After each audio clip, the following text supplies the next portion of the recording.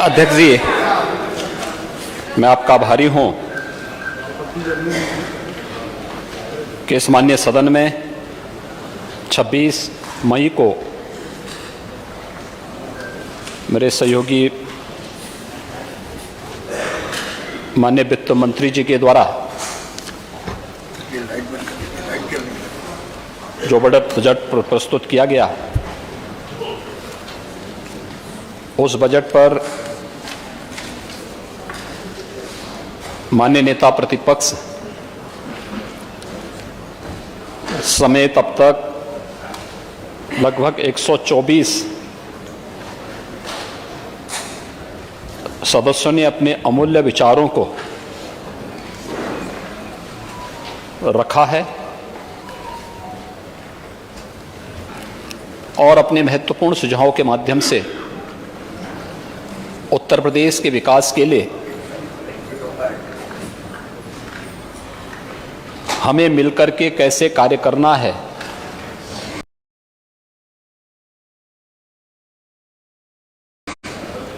ये सब जानने का एक अवसर भी हमें प्राप्त हुआ है।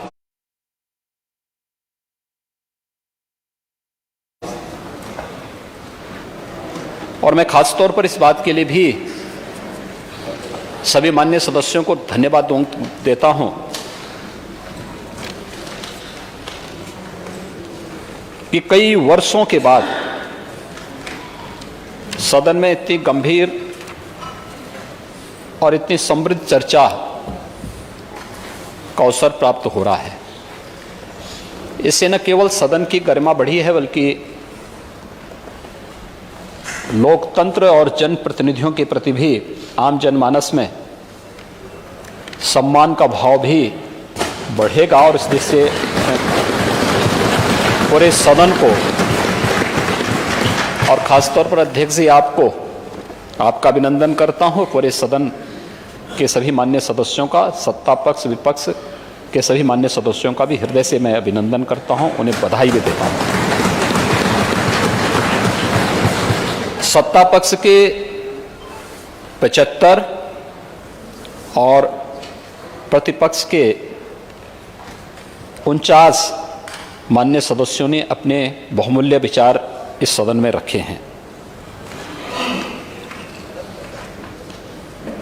सभी माननीय सदस्यों के द्वारा जो भी बातें यहां पर कही गई,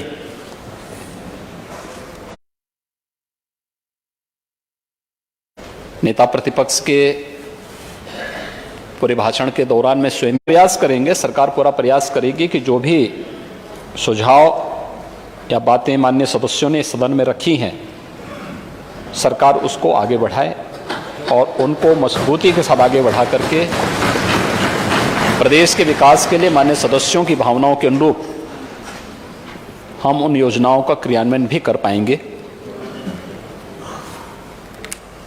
मैं धन्यवाद देता हूं माननीय नेता प्रतिपक्ष को कि उन्होंने अपने भाषण को यहां पर बजट के दौरान मजबूती से रखा, लेकिन कभी कभी वह अपने भाषण में फिसल भी जा रहे थे। मैं उस पर आगे चर्चा भी करूंगा। और खास तौर पर उन्होंने एक बात कही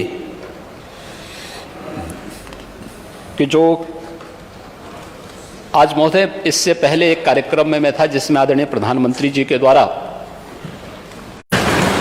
उत्तर प्रदेश के 2 करोड़ 55 लाख किसान उससे लाभान्वित हुए हैं। और मैं आभारी हूं प्रधानमंत्री जी का कि उत्तर प्रदेश के साथ साथ देश के 12 करोड़ किसान प्रतिवर्ष 6,000 रुपये सालाना इस योजना के माध्यम से प्राप्त कर रहे हैं। ऐसी तमाम योजनाएं थी। लाभार्थी परक योजनाओं के बारे में प्रधानमंत्री आवास योजना है, स्वच्छ भारत मिशन के अंतर्गत मिले हुए इज्जत घर के बारे में, या फिर सौभाग्य योजना में विद्युत कनेक्शन है, उज्ज्वला योजना में रसोई गैस का कनेक्शन है, जीवन ज्योति बीमा योजना है, आयुष्मान भारत है और भी तमाम योजनाएं जो लाभार्थी परक योजनाएं थी, उनके साथ प्रधानमंत्री जी ने संवाद भी बनाया। और माननीय नेता प्रतिपक्ष कह रहे थे कि समाजवाद है। अच्छा, लेकिन ये जो योजनाएं हैं, ये योजनाएं पंडित दीनदयाल उपाध्याय जी की अंत्योदय की भावना से प्रेरित है, जिसमें पंडित दीनदयाल उपाध्याय जी ने कहा था कि आर्थिक योजनाओं द्वारा आर्थिक प्रगति का माप समाज के ऊपर की सीढ़ी पर पहुंचे हुए व्यक्ति नहीं, बल्कि सबसे नीचे के पायदान पर विद्यमान व्यक्ति से होगा। और उस व्यक्ति के जीवन स्तर पर सुधार करने की दिशा में ही स्वावलंबन की प्रक्रिया, आत्मनिर्भर भारत के निर्माण की इस प्रक्रिया का एक कार्यक्रम चल रहा है, जिसमें हर व्यक्ति को सशक्त बनाने की, गरीबों को सशक्त बनाने की, उनके उन्नयन की दिशा में एक कार्यक्रम उसी प्रयास का हिस्सा है। ये पंडित दीनदयाल उपाध्याय जी के अंत्योदय की भावना से प्रेरित ये योजना है और इस देश से मुझे लगता है कि इस दिशा में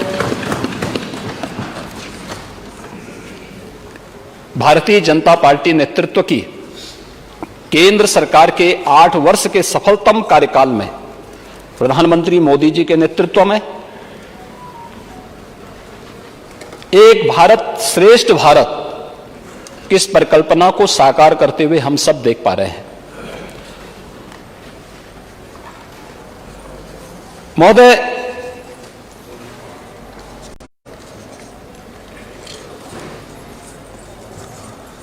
मैं देख रहा था कि अचानक अपने भाषण को आगे बढ़ाते बढ़ाते नेता प्रतिपक्ष उस दिन बाद में कुछ ऐसे मुद्दों पे आ गए जिनका बजट से संभवतः बहुत वास्ता रहा हो या न रहा हो।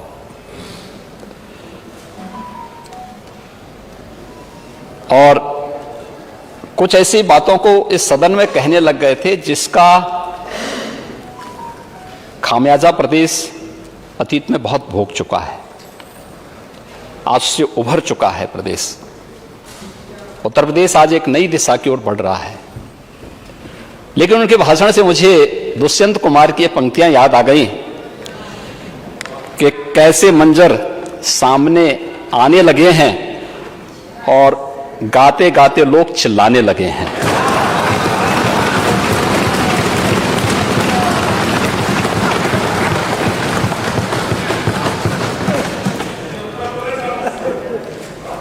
भाषण बजट पर केंद्रित होते तो लोग मानते, जो भी रहा होगा, मैं खैर उस पर आऊंगा भी।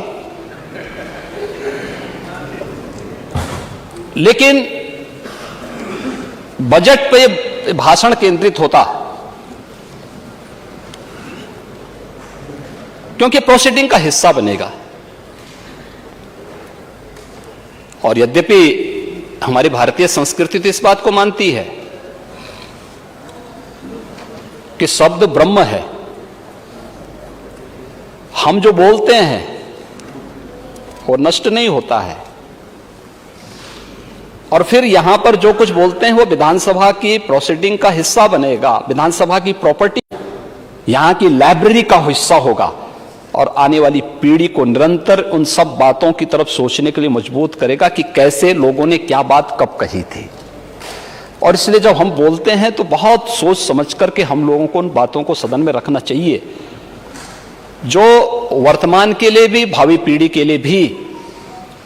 नेता प्रतिपक्ष ने एक बात और कही कि उन्होंने अपने समय में बेसिक शिक्षा परिषद के स्कूलों का दौरा किया और एक बच्चे से उन्होंने पूछा कि मुझे पहचानते हो, तो उसने कहा कि हाँ, राहुल गांधी है।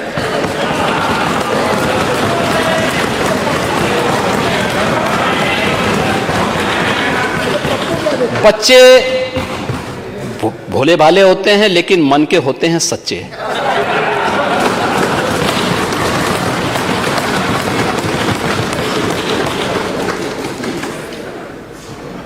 जो बोला होगा बहुत सोच समझ के ही बोला होगा।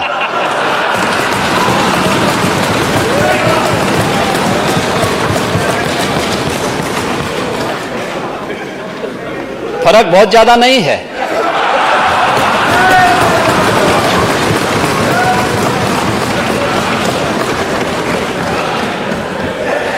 फर्क केवल यह है कि राहुल गांधी जी देश के बाहर देश की बुराई करते हैं और आप उत्तर प्रदेश के बाहर उत्तर प्रदेश की बुराई कर देते हैं। उत्तर प्रदेश में जो कुछ भी हुआ है, हमने कभी नहीं कहा कि हम ही ने किया है, सबने किया है। 4 बार समाजवादी पार्टी को भी प्रदेश में शासन करने का अवसर प्राप्त हुआ, बहुजन समाजवादी पार्टी को भी हुआ। वही ला सकता है जो समस्या पर कम, समाधान पर ज्यादा जोर देगा। यही अंतर है।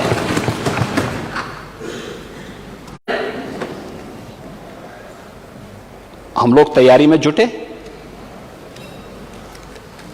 लोग कहते थे हेल्थ इंफ्रास्ट्रक्चर यूपी का कमजोर है, इतनी बड़ी आबादी, 25 करोड़ की आबादी कैसे बचेगी। लेकिन जब कोरोना के सामने मजबूती के साथ उस चुनौती को स्वीकार करते हुए प्रधानमंत्री मोदी जी के मार्गदर्शन में, उनकी प्रेरणा से उत्तर प्रदेश सरकार खड़ी हो गई, कोरोना को भी दुम दबा करके भागना पड़ा है। ऐसा नहीं कि बात क्या है कि आप समस्या के बारे में सोचते हैं, हम समाधान के बारे में सोचते हैं। क्योंकि जब समस्या के बारे में कोई व्यक्ति सोचता है तो उसको बहाने 10 मिल जाते हैं। जब समाधान के बारे में सोचते हैं तो हमें रास्ते मिल जाते हैं। हमें इस बात को याद रखना होगा कि उत्तम समय कभी नहीं आता है, समय को तो उत्तम बनाना पड़ता है और हम लोगों ने उस समय को ही उत्तम बनाया है। यही फर्क है भारतीय जनता पार्टी में और समाजवादी पार्टी में। भारतीय जनता पार्टी समाधान निकाल करके लाती है, समाधान भी हमारे पास है और उस प्रकार की योजनाएं बनती हैं। उन योजनाओं को लेकर के हम लोग आगे बढ़ते हैं और उन्हीं योजनाओं को फिर ईमानदारी के साथ क्रियान्वयन कैसे होना है, उन्हीं को यहां पे हमारी सरकार ने अपना 2022-23 का बजट प्रस्तुत किया है इस माननीय सदन में 26 मई को। और ये सच है, बजट का दायरा अब तक के सभी बजट से सबसे बड़ा बजट है। मैं माननीय सदन के सामने एक चीज प्रस्तुत करूंगा जिसको देख करके आप लोग भी कुछ मुद्दों को लेकर के बहुत ताज्जुब करेंगे। क्या स्थितियां थी प्रदेश की। इस प्रदेश का जो पहला बजट आया था 1947 में, उस समय की स्थिति क्या थी प्रदेश में, मैं माननीय सदन के संज्ञान में आना चाहिए क्योंकि ये चीजें हमारे लिए बहुत उपयोगी होती हैं। और उस दृष्टि से अगर हम लोग इसके बारे में थोड़ा भी देख लें, जो पहला बजट आया था प्रदेश का वह था कुल 103 करोड़ रुपए का 1947 में। और उस समय भारत की जो प्रति व्यक्ति आय थी वह थी 267 रुपये और उत्तर प्रदेश की प्रति व्यक्ति आय थी 259 रुपया। 1947 में जो देश की जीडीपी थी वह 9,530 करोड़ रुपए थी और उत्तर प्रदेश की जो जीडीपी थी वह थी 1,628 करोड़। आज देख सकते हैं कि भारत ने इस दौरान एक लंबी यात्रा तय की, अनेक चुनौतियां आई हैं। इतनी बड़ी आबादी को नेतृत्व देते हुए भी इस देश ने एक लंबी यात्रा तय की और लंबी यात्रा तय करने के बाद आप देख सकते हैं बहुत अंतर नहीं है। जब 1947 में देश आजाद होता है तो पर कैपिटा इनकम जो देश की है नेशनल एवरेज के बराबर ही लगभग यूपी की थी, लेकिन इन 75 वर्षों में हम कहां खो गए हैं? 70 वर्षों में हम यूपी को कहां लेके चले गए? 2015-16 में जब समाजवादी पार्टी की सरकार थी तो समाजवादी पार्टी की सरकार के समय उत्तर प्रदेश की प्रति व्यक्ति आय नेशनल एवरेज का 1/3 रह गई थी। ये 1/3 रहना क्या साबित करता है? 68 रुपये प्रति व्यक्ति आय देश की है और देश की उत्तर प्रदेश की 259 1947 में। क्या कारण है कि हम 16-17 में आते आते ये देश की प्रति व्यक्ति आय की 1/3 हमारी रह गई? कहां हम लेके जा रहे थे यूपी को? कोई बात तो होगी। देश विकास कर रहा है, देश के अंदर उत्तर प्रदेश की हिस्सेदारी क्या थी 1947 में और 2016-17 में और फिर आज 21-22-23 में? मुझे लगता है सभी माननीय सदस्यों को इसके बारे में इस चिंतन को आगे बढ़ाना होगा कि अगर 1947 और यूपी में पोटेंशियल है और विगत 5 वर्ष के अंदर जो कुछ किया गया है उसी 5 वर्ष के बजट के प्रतिनिधित्व को करने के लिए ही यह बजट प्रस्तुत किया गया है जो उत्तर प्रदेश का प्रतिनिधित्व करता है। इसमें हमने कोई ये नहीं लिखा कि भारतीय जनता पार्टी की स्कीम है। की सरकार आने के बाद जो कुछ भी हुआ है उत्तर प्रदेश की 25 करोड़ जनता को साक्षी मान करके उनके उत्थान के लिए हुआ है, उनके विकास के लिए हुआ है और उसी उत्थान और विकास की इस प्रक्रिया के साथ बजट जोड़ने के लिए आज आगे बढ़ाने की प्रक्रिया के साथ हम यहां पर आए हैं। मुझे जब तक हमारे लक्ष्य ऊंचे नहीं होंगे तब तक हमारी उपलब्धियां भी बड़ी नहीं हो कर सकते। बजट का दायरा बड़ा है।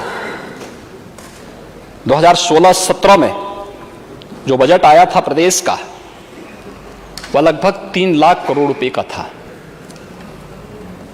आज जब मेरे सहयोगी वित्त मंत्री ने बजट प्रस्तुत किया इस माननीय सदन में तो 6,15,000 करोड़ रुपए का है। दुगना से ज्यादा हम लोग इस बजट की राशि को बढ़ाने में सफल हुए हैं।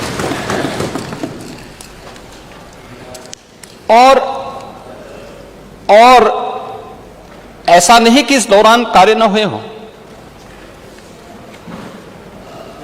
महोदय, अगर मैं 2012 से 2017 के बीच देखें तो प्रदेश में जो विकास जो पैसा खर्च हुआ वह 12,48,102 करोड़ 75 लाख रुपए खर्च किए गए और 2017 से 2022 के बीच मार्च 2022 के बीच में जो पैसा खर्च हुआ है यह पैसा खर्च हुआ है 19,10,459 करोड़ 97 लाख।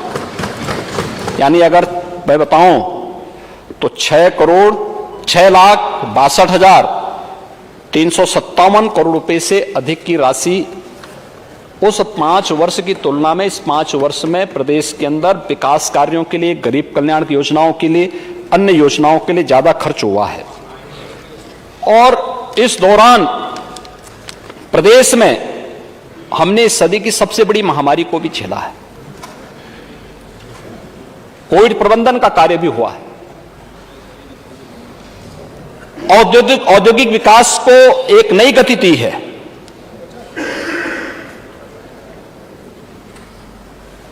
और इन सभी कार्यक्रमों के साथ अगर आप विकास की दर की बात कर रहे थे 2021-22 की पहली तिमाही में जो प्रदेश की जीएसडीपी थी उसकी जो वृद्धि दर थी वह 19.6% थी।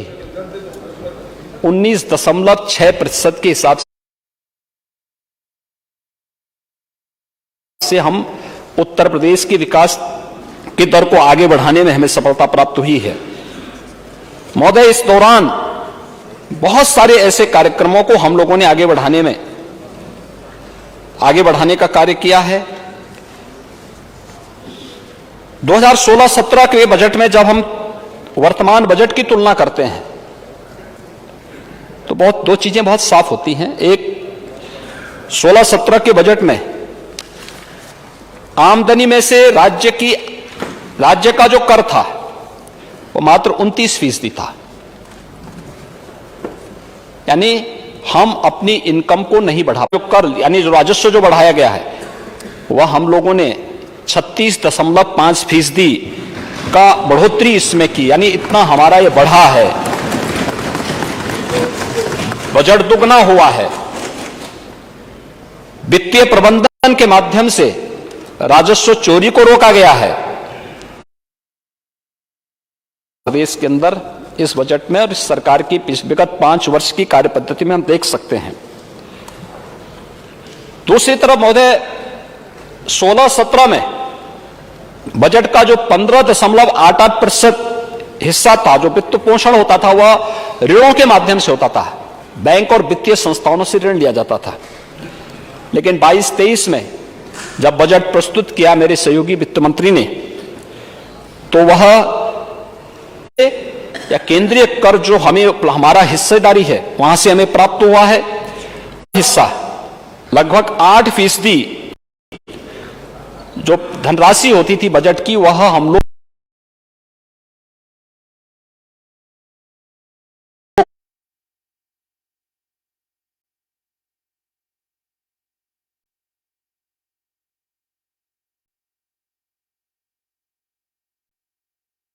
तो ही है। और महोदय, यही नहीं, जो प्रदेश का बैंकों का जो व्यवसाय था, जो उनका सीडी रेशियो जिसको आप कह सकते हैं, इसमें भी अभूतपूर्व बढ़ोतरी हुआ है। बैंकों का व्यवसाय भी बढ़ा है। प्रदेश में जो एक इसमें बढ़ोतरी हुई है। दूसरा, प्रदेश में जो ऋण वितरित हुए हैं, खासतौर पर अगर 12 से 17 के बीच में हम देखेंगे, 5,20,000 करोड़ रुपए का हम लोगों ने 9,9,52,000 लाख करोड़ रुपए का ऋण वितरित किया। जैसी महामारी के दौरान भी पहले 3 वर्ष तक एफआरबीएम की जो सीमा थी, उसके अंदर हम लोगों ने बजट को रखा था। भारत सरकार ने और रिजर्व बैंक ने इस सीमा को जब 4.5% किया, तो तब भी हम लोगों का 3.96% तक एफआरपीएम की सीमा भी उत्तर प्रदेश की आज भी है। इतने बजट के दायरे को बढ़ाने और प्रदेश के अंदर इंफ्रास्ट्रक्चर डेवलपमेंट की इन बड़े कार्यों को आगे बढ़ाने के बावजूद भी महोदय, बहुत सारी चीजें भाषण में अपने यहां पर संबोधन में सदन के सामने रखे हैं। ये हमारी सरकार का 6वां बजट था। और अगर मैं सरकार के पिछले जनता पार्टी के लोक कल्याण संकल्प पत्र के संकल्प पत्र को देखना चाहिए, उसका अवलोकन भी करना चाहिए। बहुत सारी चीजें ऐसी हो सकती हैं जो उपयोगी हो सकती हैं, और उन चीजों को हम लोग लागू भी कर सकते हैं। और मैं धन्यवाद दूंगा कि उन्होंने भारतीय व्यापक बदलाव और परिवर्तन लाने के कारक हैं। ऐसे 130 संकल्प हम लोगों ने लोक कल्याण संकल्प पत्र में 2022 97 संकल्पों को हम लोगों ने इसके साथ स्थान दिया है, और इसके लिए 54,000 करोड़ रुपए से अधिक की राशि इन सभी योजनाओं के लिए प्रस्तुत भी की है। ठीक कहा उस समय हमारे माननीय एक सदस्य ने कि जनता ने हमें 5 साल के लिए जनादेश दिया है और लोक कल्याण संकल्प पत्र 5 साल के अंदर लागू होना है, लेकिन फिर भी अगर नेता प्रतिपक्ष की तावलापन इतना ही ज्यादा है तो भी 97 योजनाओं को हम लोगों ने इस बजट में स्थान दिया है और जो शेष 33 योजनाएं हैं उन 33 को हम लोग धीरे धीरे करके आगे बढ़ाने का कार्य करेंगे। और जो जनता से कहा है, क्योंकि हम लोगों ने तो जो कहा है संकल्प है, तो संकल्प का फिर विकल्प और बहाना हम लोग नहीं ढूंढते हैं, हम तो उसको लागू करना है तो लागू करना है। और वो प्रदेश के लिए हम लोगों ने किया है। प्रदेश के अंदर इन सभी कार्यक्रमों को हम लोग नई तरीके से लेकर आगे बढ़ा करके सबका साथ, सबका विकास, सबका विश्वास और सबके प्रयास के साथ उत्तर प्रदेश की 25 करोड़ जनता के जीवन में व्यापक परिवर्तन करने के लिए सरकार पूरी ईमानदारी और प्रतिबद्धता के साथ इस कार्यक्रम को की। सरकार ने पहला बजट 2017-18 में हमने प्रस्तुत किया था, वो हम लोगों ने प्रदेश के अन्नदाता किसानों को समर्पित किया था। आपने देखा होगा अन्नदाता किसानों के कर्ज माफी के कार्यक्रम को सरकार ने आगे बढ़ाया था। सफलतापूर्वक इस कार्यक्रम को आगे बढ़ाने के बाद 2018-19 का बजट हम लोगों ने प्रदेश के औद्योगिक विकास को और इंफ्रास्ट्रक्चर डेवलपमेंट को ध्यान में और मिशन शक्ति के कार्यक्रम को सफलतापूर्वक आगे बढ़ाने के लिए समर्पित था। तो 2000 युवाओं को समर्पित करते हुए उनके रोजगार, उनके उन्नयन और उनके स्वावलंबन के साथ साथ प्रदेश के इंफ्रास्ट्रक्चर पर भी ध्यान देते हुए इस कार्यक्रम को आगे बढ़ाने का कार्यक्रम हम लोगों ने इसके साथ जोड़ा था। डिफेंस एक्सपो भी इस अवसर पर प्रदेश में हुआ था। 21-22 का जो हमारा बजट था वह राज्य के विभिन्न वर्गों के स्वावलंबन और उनके सशक्तिकरण को समर्पित था। गांव है, गरीब, कार्य करने का जो परिणाम था उत्तर प्रदेश की जनता जनार्दन ने उसी का लाभ हमें दिया है, उसी का आशीर्वाद दिया है कि आज हम लोग फिर यहां पर समाधान के साथ यहां पहुंचे हुए हैं। और आप 5 साल पहले भी इस समस्या को लेकर के ढो रहे थे, आज भी उस समस्या को समस्या कह करके ही उसको ढोने के लिए अभिसिप्त हैं। अब इसमें हमारी गलती नहीं, ये आपकी सोच की गलती हो सकती है, हमारी नहीं। और 2022-23 का जो बजट है, यह बजट भी उत्तर प्रदेश सरकार का जो बजट है, आदरणीय प्रधानमंत्री जी के आत्मनिर्भर भारत के तर्ज पर आत्मनिर्भर उत्तर प्रदेश और अंत्योदय की संकल्पना को साकार करने की तर्ज पर हम लोगों ने प्रस्तुत किया है।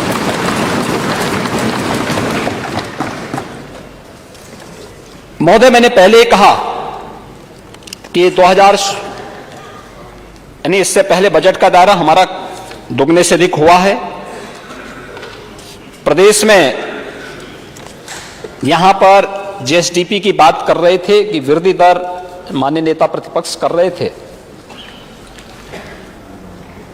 2012-13 से 2016-17 के बीच जो औसत वृद्धि दर थी 2017-18 से लेकर 2018-19 में औसत वृद्धि दर हमारी 13.71% थी। आपके 5 साल के कार्यकाल का जो एवरेज था उससे ज्यादा पिछले यानी पहले 2 वर्ष में प्रदेश के अंदर थी। कोविड संक्रमण और के कारण पूरे दुनिया में, देश में और प्रदेश में भी आर्थिक गतिविधियों पर उसका असर पड़ा। वित्तीय क्षेत्र भी उससे अप्रभावित नहीं था।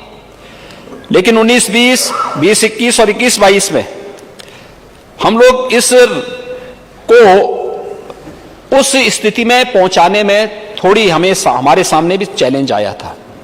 लॉकडाउन था, एक लंबे समय तक लॉकडाउन के दौरान मार्केट बंद और व्यापारिक संस्थानों में कठिनाई आई थी, एक्सपोर्ट रुका था, बहुत सारी चीजें थी। लेकिन पहले 21-22 का जो प्रथम त्रैमास था, इसमें जो मैंने पहले ही बताया कि हमारी जो वृद्धि दर थी वह 19.6% रही है। और ये चीजें बताती हैं कि उत्तर प्रदेश एक सही दिशा की तरफ आगे फिर से बढ़ चुका है। और यह प्रदेश के अंदर प्रदेश की एक नई तस्वीर को प्रस्तुत करता है, दिखाता है कि उत्तर प्रदेश संभावना वाला प्रदेश था, जो पोटेंशियल उत्तर प्रदेश के अंदर है, उस पोटेंशियल को भारतीय जनता पार्टी नेतृत्व की सरकार ने ईमानदारी के साथ जमीनी धरातल पर उतार करके प्रदेश के हर तबके के हितों के लिए कार्य किया है। हमने जाति, मत, मजहब के आधार पर बंटवारा नहीं किया, हमने किसी वाद के आधार पर नहीं किया, लेकिन उत्तर प्रदेश के 25 करोड़ जनता को ध्यान में रख करके योजनाएं बनाई गई। जो तबका वंचित था, गरीब था, दलित है, अति पिछड़े हैं, उनके लिए उस प्रकार की योजनाएं बनाई गई और उन योजनाओं को पूरी ईमानदारी के साथ क्रियान्वयन किया गया। सबसे बड़ी बात, कटौती की, नए टैक्स लगाए। उत्तर प्रदेश देश की आबादी का, कोई भी राज्य देश के अंदर है, उत्तर प्रदेश की आबादी का आधा है, आधे से ज्यादा नहीं। और सबके बावजूद हम लोगों ने उत्तर प्रदेश की जनता जनार्दन के साथ, अपनी पूरी संवेदना के साथ हम लोग खड़े रहे। कोई नया टैक्स नहीं लगाया, कोई नया टैक्स राज्य सरकार के स्तर पर नहीं लगाया गया। कोरोना कालखंड में सरकार जनता के साथ खड़ी रही। स्ट्रीट वेंडर हैं, श्रमिक हैं, समाज के विभिन्न तबके के लोगों को भरण पोषण भत्ता देने का कार्य रहा हो, या फिर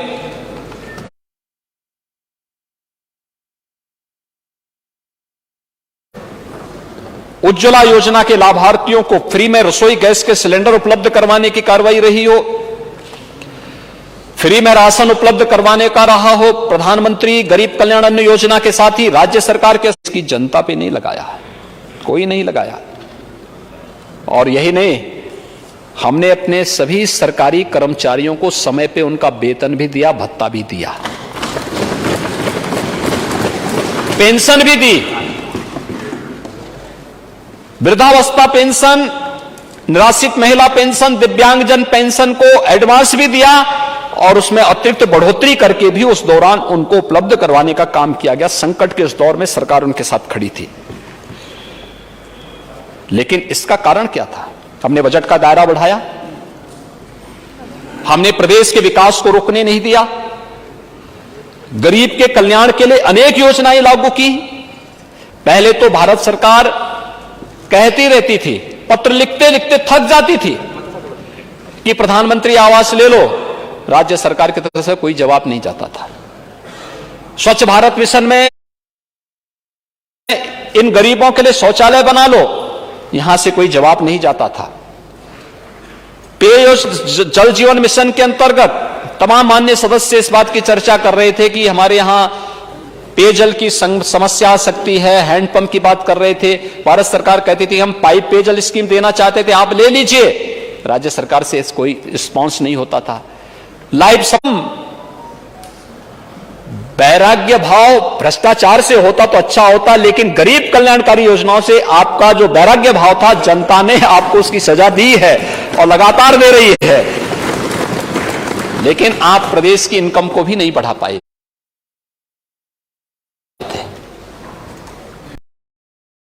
महोदय, 16-17 में जब बजट प्रस्तुत हुआ था तो प्रस्तुत किए, तब राज्य कर का कितना बढ़ा मालूम है आपको? वह है 1,55,000 करोड़ का। दोगुने, लगभग दोगुना हम लोगों ने इस राशि को बढ़ाया है। इसी प्रकार से 16-17 में सेल टैक्स और वैट की कुल राशि आती थी, वो 51,800 करोड़ रुपए की थी।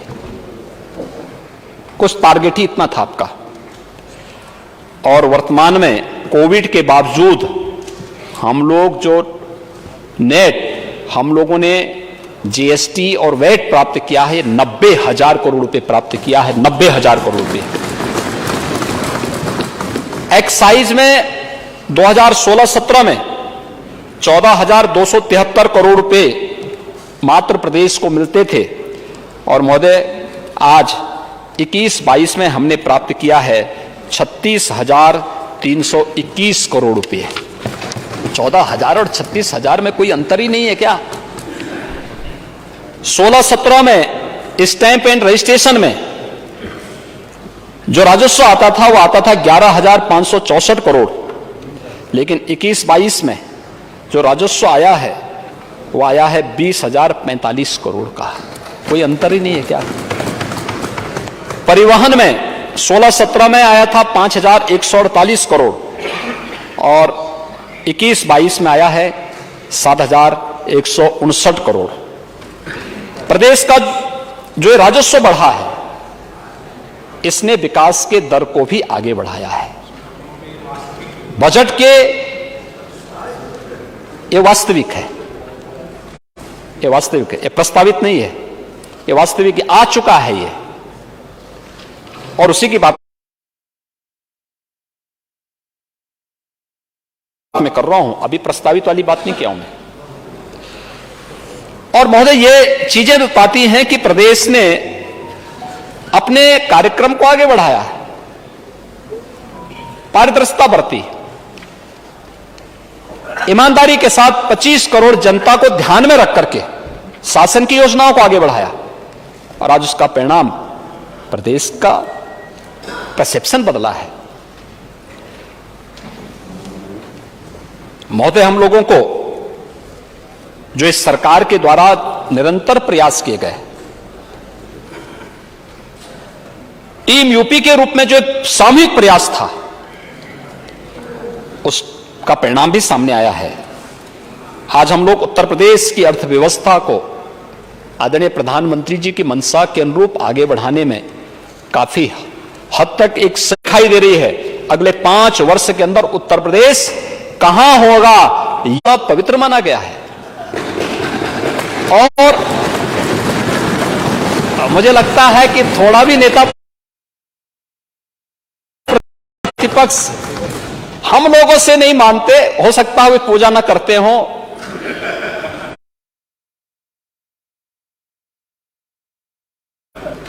लेकिन शिवपाल जी से ही कुछ सीखा होता।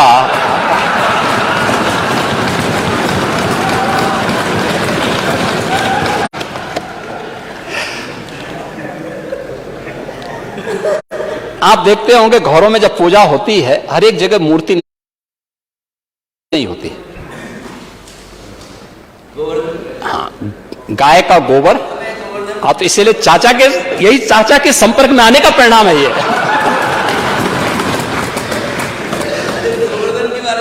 ओह, तो इसीलिए तो हम कह रहे हैं कि आप उस गोवर्धन को कहते थे कि गोबर हमें नहीं चाहिए।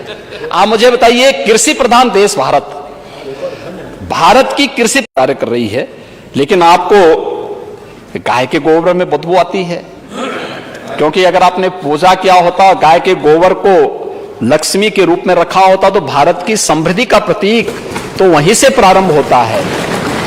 संभवतः आप ये प्रश्न यहां पर नहीं किए होते और आप ये नहीं कहे होते कि कन्नौज की आवश्यकता क्या है। कन्नौज प्रदेश का हिस्सा है, हम भेदभाव नहीं करते हैं। हमने बिजली दी तो सबको दी, विकास किया सबका किया, सबका साथ सबका विकास, ये हमारा विजन है, सभी के लिए, सभी के लिए। ऐसा कुछ देखिए, कोई व्यक्ति ये नहीं कह सकता है कि हमें छोड़ दिया है। हमने हर जिले के लिए कार्य योजना बनाई, और नहीं, समुदाय के लिए भी, सारी समुदाय के लिए हमने, कोई समुदाय ये नहीं कह सकता कि देखिए, प्रधानमंत्री आवास योजना या कल्याणकारी योजनाओं की जब हम बात करते हैं, एक बात बताऊं मैं, 43.5 लाख आवास बने हैं, और इस 43.5 लाख आवास में किसी भी योजना का, जो भी हमारी लाभार्थी परक योजनाएं हैं, इन सभी लाभार्थी परक योजनाओं में उत्तर प्रदेश में अल्पसंख्यक समुदाय की जो आबादी है 18 से 19% के आसपास होगी, लेकिन योजनाओं का लाभ 35% से अधिक लिया गया है उत्तर प्रदेश के अंदर।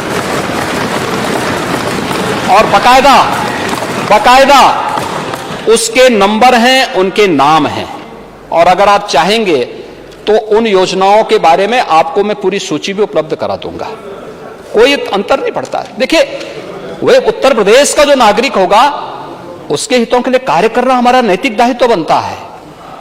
हम उसके हितों के लिए कार्य करेंगे। हमने तो पहले ही कहा था, मुझे लगता है विधानसभा सीनियर सदस्य हैं और आपने देखा होगा पहले ही भाषण में हमने इस बात को कहा था कि विकास में कोई भेदभाव नहीं होगा, विकास सबका, लेकिन तुष्टीकरण किसी का नहीं, तुष्टीकरण नहीं करेंगे, विकास सबका होगा। योजनाओं का लाभ कोई ये नहीं कह सकता कि प्रधानमंत्री आवास योजना किस एक सूची में उनका नाम आया था या स्वच्छ भारत मिशन में उनका नाम आया था और उनको बाद में मना कर दिया गया, यानी उनकी जाति, उनका मत या उनका मजहब देख करके मना किया गया। कोई नहीं कह सकता, प्रदेश में कोई भी लाभार्थी इस प्रकार की बात नहीं कह सकता। राशन देने में या किसी भी योजना के लिए हम लोगों ने तो अभियान चलाया, जिनके राशन कार्ड नहीं उनका राशन कार्ड बनाओ। आपके पास मेरे सामने बात आई कि साहब हमारे पास समय वो नियमान्य का प्रावधान करो। समस्या आपके पास इस बात की है कि आपके पास कोटा नहीं, उस कोटा को क्रिएट करो, ये सरकार का काम होना चाहिए। साथ हम लोग यहां पर इस कार्यक्रम के साथ जुड़े हैं और सभी उसी के हिस्से हैं। लोकतंत्र सेनानी के भी पेंशन की राशि को हम लोगों ने बढ़ा करके 15,000 से बढ़ा के 20,000 किया और बढ़ा रहे हैं ना उसको। सभी कार्यक्रम आगे बढ़ेंगे और सभी फेज वाइज सभी होंगे। अभी ये सभी कार्यक्रम फेज वाइज आगे बढ़ने जा रहे हैं। उसमें बहुत गोबर से अगरबत्ती भी बन रही है, अगरबत्ती, धूप अगरबत्ती भी बन रही है और मुझे लगता है कि अगर आप पूजा करते जरूर जलाते हैं। वैसे जलाना चाहिए, अच्छा है, लेकिन आपने फिर भी गौ को गौ माता कहा, मैं इसके लिए आपको धन्यवाद दूंगा।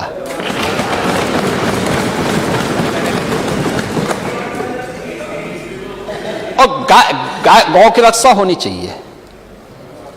अगर हमें प्राकृतिक खेती का यानी नेचुरल फार्मिंग के प्रधानमंत्री जी के विजन को जैसे ही धरातल पर उतारेंगे, बहुत सारे हमारे प्रगतिशील किसानों ने हम लोगों ने खासतौर पर इसके लिए चयनित किया, उसके लिए धनराशि की व्यवस्था की है। गंगा के तटवर्ती क्षेत्रों में 5-5 किलोमीटर के दायरे में भी इस कार्यक्रम को आगे बढ़ाने के लिए सरकार इस कार्यक्रम को आगे बढ़ा चुकी है और हम चाहेंगे कि जो भी इस प्रकार के अन्नदाता किसान हैं वे इसके साथ जुड़ जाएंगे तो इसका लाभ उन्हें प्राप्त होगा। गाय के गोबर से अब तो बहुत कुछ प्राप्त हो रहा है, वो स्वावलंबन का आधार बनेगा। यानी केवल नेचुरल फार्मिंग ही नहीं बल्कि बहुत सारे ऐसे प्रोडक्ट भी उससे बनाए जा सकते हैं जो हर एक किसान का और पशुपालक के जीवन में भी व्यापक परिवर्तन का कारण बनेगा।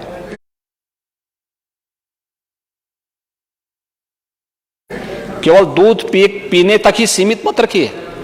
और मुझे लगता है कि अगर गाय का दूध के बजाय मुझे लगता है कि गौ माता की सेवा सचमुच किए होते नेता प्रतिपक्ष तो संभवतः गाय माता की भाषा बोले भी होते, बड़ी सार्व बुद्धि से अपनी बात कहे होते।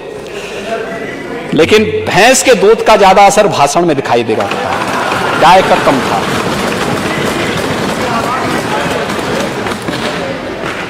लेकिन फैट कंटेंट की दृष्टि से बहुत सारे लोग पसंद करते हैं और उनको जिस रूप में कार्य करना है तो लोग बोलते हैं तो भाई जिसकी लाठी उसकी भैंस।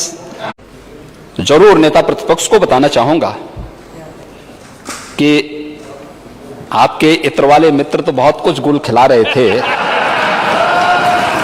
लेकिन इत्र उद्योग के लिए ईमानदारी के साथ कार्य हम लोगों ने किया है और जो कार्य हुआ है हम लोगों ने 1 डिस्ट्रिक्ट 1 प्रोडक्ट में भी इत्र को कन्नौज के साथ ही जोड़ा है। वर्तमान में इत्र का 800 करोड़ रुपए का व्यापार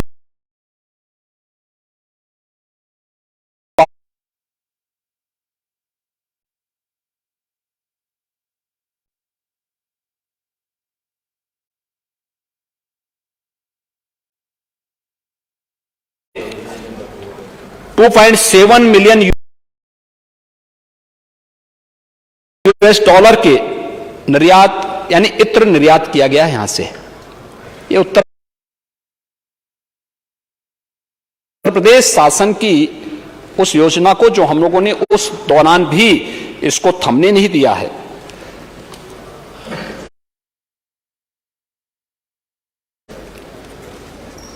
आप लोग घोषणा करने में बड़े माहिर थे, लेकिन करते कुछ नहीं थे। 2017 में परियोजना के लिए 30 एकड़ खेती, जो 30 एकड़ जो उसके लिए लैंड थी, उसमें हम लोगों ने उस पार्क के लिए जो आवश्यकता थी उसमें 50 एकड़ का प्रावधान राज्य सरकार ने किया है, जिसमें से 30 एकड़ पर इत्र पार्क और संग्रहालय कन्नौज के नाम पर इस कार्यक्रम को राज्य सरकार आगे बढ़ा चुकी है। इसके लिए 100 करोड़ रुपए का बजट का प्रावधान भी किया गया। 30 एकड़ भूमि पर बाउंड्री वॉल के निर्माण का कार्य और अन्य जो बुनियादी सुविधाएं हैं उस कार्यक्रम को भी हम लोग आगे बढ़ा चुके हैं। आईआईटी कानपुर को थर्ड पार्टी के रूप में इस कार्यक्रम के साथ जोड़ा गया है और वहां पर व्यवस्थित विकास की प्रक्रिया के साथ राज्य सरकार इस कार्यक्रम को आगे बढ़ाने का कार्य भी कर रही है। और मुझे लगता है कि ये कन्नौज की इत्र की खुशबू वैश्विक स्तर पर अब दमक रही है, क्योंकि सरकार ने उसको प्रोत्साहन दिया वन डिस्ट्रिक्ट वन प्रोडक्ट के माध्यम से। आप वन डिस्ट्रिक्ट वन प्रोडक्ट पर हंस रहे थे, ये क्या है? ये हमारी परंपरागत उद्यम का हिस्सा है, उन्हें प्रोत्साहन करने का। ये हमारे पूर्वजों की एक थाती है, हमें जो विरासत में प्राप्त हुई। हजारों वर्षों से जिन लोगों ने अपनी मेहनत से, अपने पुरुषार्थ से, अपने परिश्रम से उत्तर प्रदेश को उस संभावनाओं का प्रदेश बनाया था, यह हमारी विरासत का प्रतीक है। और इसीलिए आज देश के सबसे अधिक जीआई प्रोडक्ट यूपी के अंदर प्राप्त हो रहे हैं। आदरणीय प्रधानमंत्री जी का आशीर्वाद और उनका मार्गदर्शन इस मामले में प्राप्त हो रहा है। उत्तर प्रदेश के एक एक प्रोडक्ट आज नेशनल इंटरनेशनल स्तर पर उनकी अपनी एक अमिट छाप और एक पहचान मिल रही है। अभी आपने देखा होगा, प्रधानमंत्री जी जापान की यात्रा में गए थे तो वहां उन्होंने जो गिफ्ट भी दिया वह मथुरा से जुड़ा हुआ एक प्रोडक्ट वहां दिया था। आपने देखा होगा, पूरे देश ने देखा है कैसे अपने परंपरागत उद्यम को और आत्मनिर्भर भारत की परिकल्पना को आगे बढ़ाने की दिशा में हम कार्य कर सकते हैं। ये चीजें हम लोगों ने देखा और यही कार्य उत्तर प्रदेश में है। आप देख, जब 2017 तक मुरादाबाद का जो ब्रश का उद्योग था वो पूरी तरह लड़खड़ा सा गया था, लोगों में निराशा थी, कोई काम करता था ना उनके पास टेक्नोलॉजी थी ना उनके पास डिजाइन थी। और इस सब के साथ सबसे बड़ी समस्या खड़ी होती थी, कोई कार्य प्रारंभ अपनी रिस्क पर करता भी था, लेने की भी व्यवस्था करता था तो उनके सामने पॉल्यूशन कंट्रोल बोर्ड उनको परेशान करने के लिए उल्टा आधमक पड़ता था। आज लगभग 6000 करोड़ रुपए का ब्रॉस का आइटम मुरादाबाद से एक्सपोर्ट हो रहा है। ये पिछले 5 वर्ष के अंदर वन डिस्ट्रिक्ट वन प्रोडक्ट के अंतर्गत वहां के उन उद्यमियों को शासन के प्रोत्साहन का ही परिणाम है। केंद्र और राज्य सरकार मिलकर के इस दिशा में प्रोत्साहित कर रही है। ऐसे ही भदोही का कालीन उद्योग एकदम बंदी के कगार पर था। आज लगभग 4000 करोड़ रुपए का कारपेट भदोही से एक्सपोर्ट हो रहा है। आपने फिरोजाबाद की बात की, फिरोजाबाद का ग्लास फिर से एक नई ऊंचाइयों को प्राप्त कर रहा है और फिरोजाबाद एक नया विश्वास के साथ आगे बढ़ रहा है। फिरोजाबाद फिर से सरकार ने उनको तकनीक के साथ जोड़ने का कार्य किया है। सरकार उनको प्रोत्साहित कर रही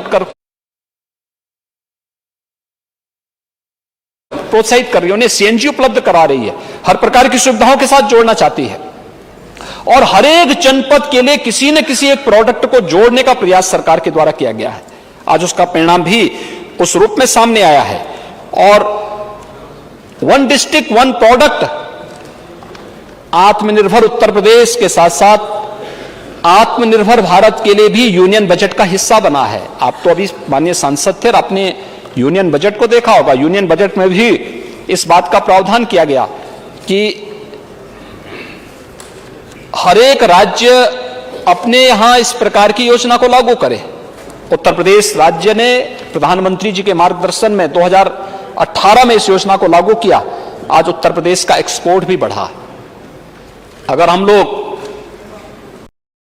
2016-17 की तुलना में आज देखेंगे, 16-17 में मात्र 85-86 हजार करोड़ रुपए का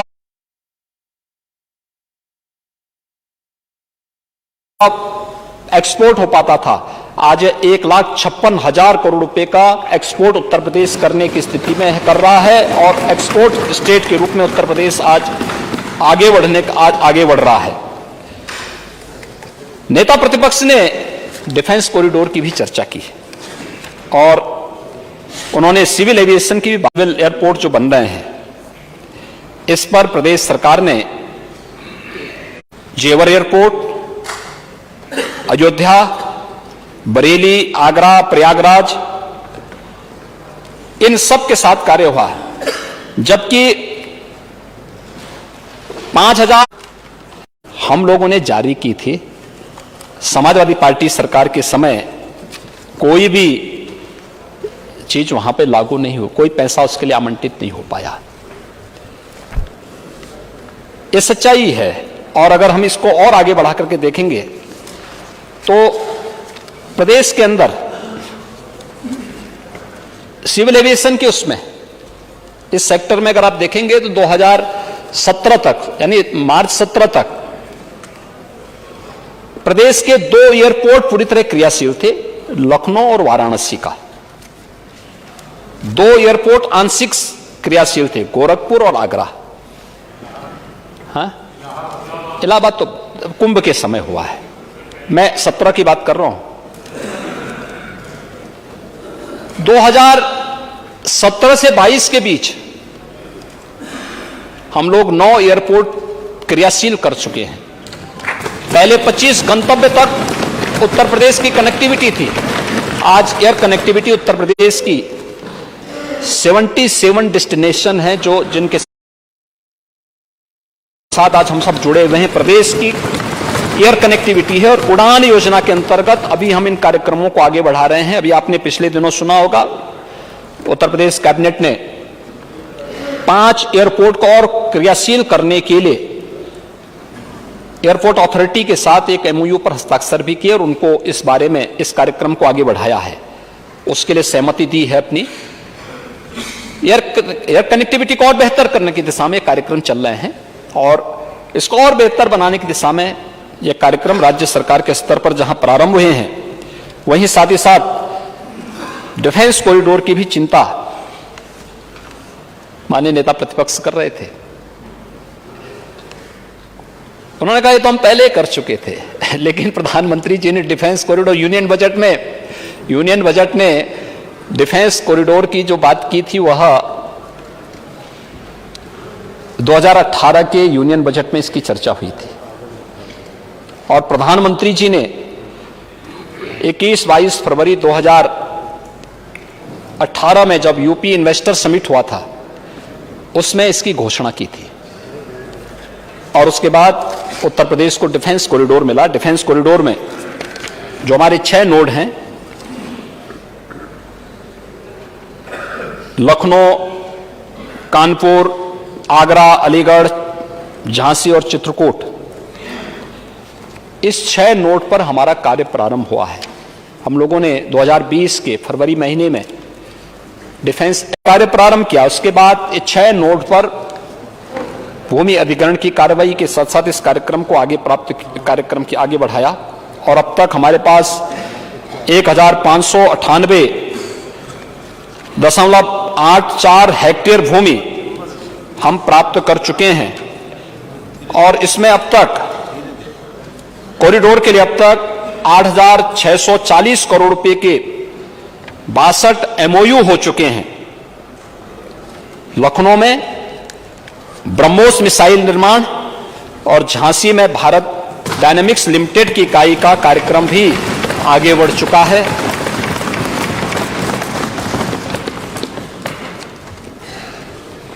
एक्सप्रेस प्रदेश है, तो स्वाभाविक रूप से प्रदेश एक्सप्रेसवे के साथ साथ हम लोगों ने इन सभी एक्सप्रेसवे पर इंडस्ट्रियल क्लस्टर भी विकसित करने की कार्रवाई को तेजी के साथ आगे बढ़ाया है। वर्तमान बजट भाषण में भी इसका प्रावधान यहां पर किया गया है।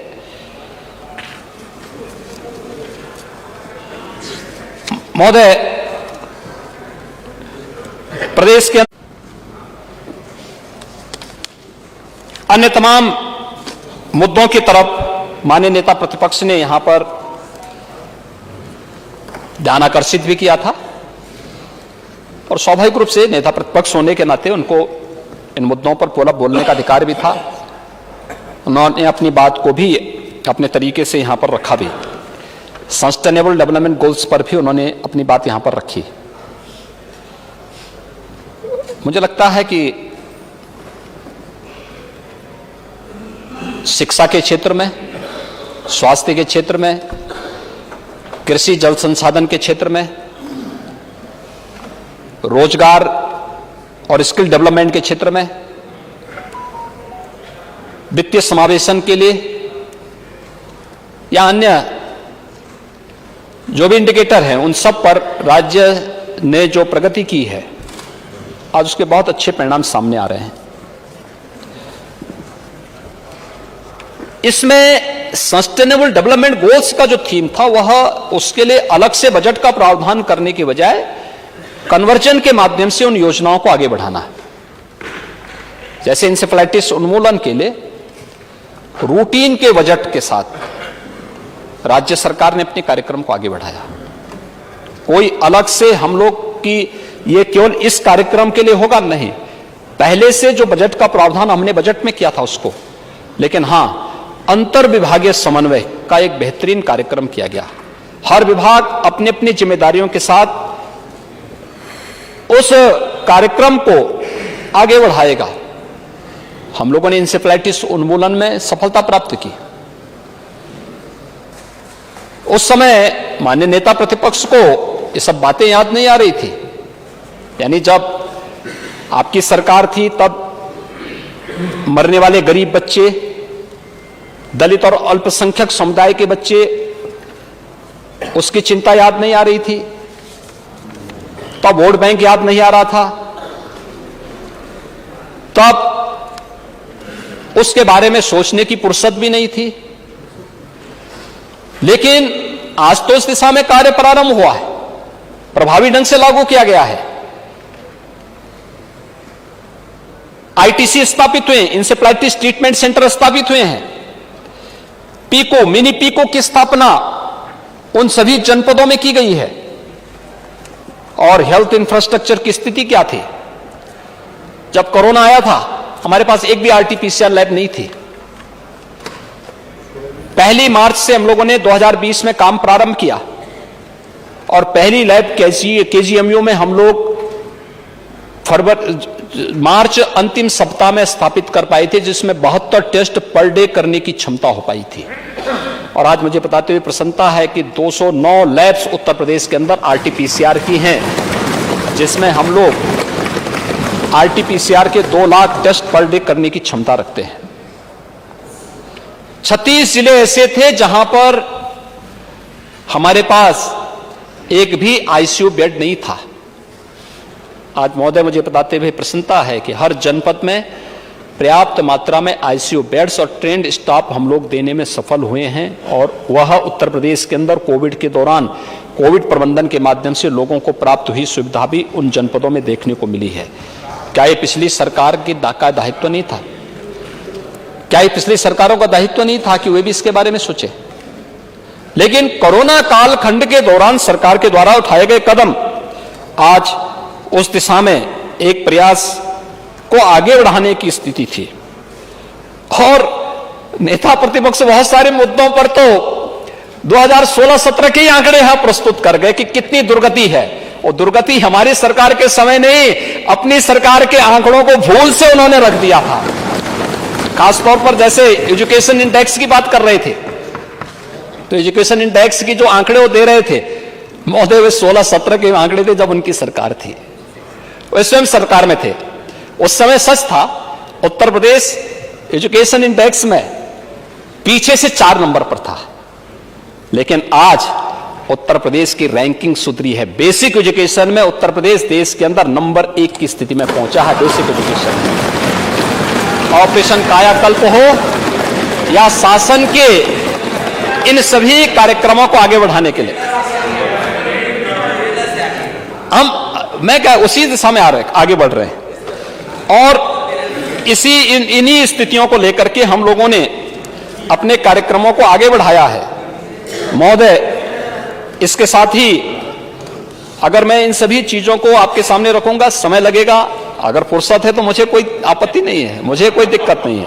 सुनने की स्थिति होनी चाहिए और व्यक्ति बहुत तन्मयता के साथ सुने तो मुझे लगता है बहुत सारी चीजें क्लियर हो जाएंगे, बहुत सारी चीजें क्लियर हो जाएंगे। लेकिन हम अपनी बात को रखते समय इन चीजों को जरूर ध्यान दें कि हम लोगों ने, और देखिए मुझे तो प्रसन्नता होती कि अगर एसडीजी पर हुई एक लंबी चर्चा के दौरान उस समय समाजवादी पार्टी भी सदन का हिस्सा बनी होती है, नहीं बनी थी, क्योंकि वो चर्चा थी गरीबों के लिए, उत्तर प्रदेश के नागरिकों के लिए, किसानों के लिए, महिलाओं के लिए, युवाओं के लिए एक गंभीर चर्चा थी। उस चर्चा से समाजवादी पार्टी और हमारे विपक्ष के मित्रों ने उस समय वॉकआउट कर गए थे। हां, कुछ मान्य सदस्य थे जो प्रगतिशील सोच के थे, उनका कहना था कि भाई देखिए, समाजवादी पार्टी समेत कुछ जो अन्य दल हैं इनकी सोच लोकतांत्रिक नहीं है, इसलिए वे लोग सदन में आए, उन्होंने अपने भाषण भी दिए, अपने सुझाव भी दिए, लेकिन बहुत सारी चीजें, बहुत सारे मान्य सदस्य, यानी अगर समूचा विपक्ष भी उसका हिस्सा बना होता तो मुझे लगता है बहुत सारी चीजें सामने आती हैं। जब हम चर्चा पे आगे बढ़ते हैं तो हमें सोचना चाहिए कि जब अवसर मिला तब हम लोगों ने इस दिशा में क्या किया, और वो चीजें अगर आगे बढ़ी होती तो बहुत अच्छी स्थिति प्रदेश के अंदर बनी होती। 1 डिस्ट्रिक्ट 1 मेडिकल कॉलेज की स्थिति पिछले 5 साल के दौरान प्रदेश के अंदर यूजी और पीजी की सीटों में वृद्धि, प्रदेश के अंदर जो 16 असेवित जनपद थे वहां पर एक नए मेडिकल कॉलेज की स्थापना की कार्रवाई,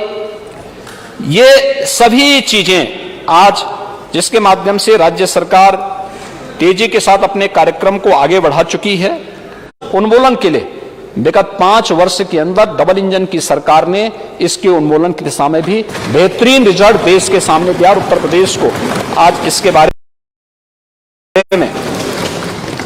दूसरा, स्वास्थ्य के इंडिकेटर के बारे में भी आपने चर्चा की, और मैंने परसों भी कहा था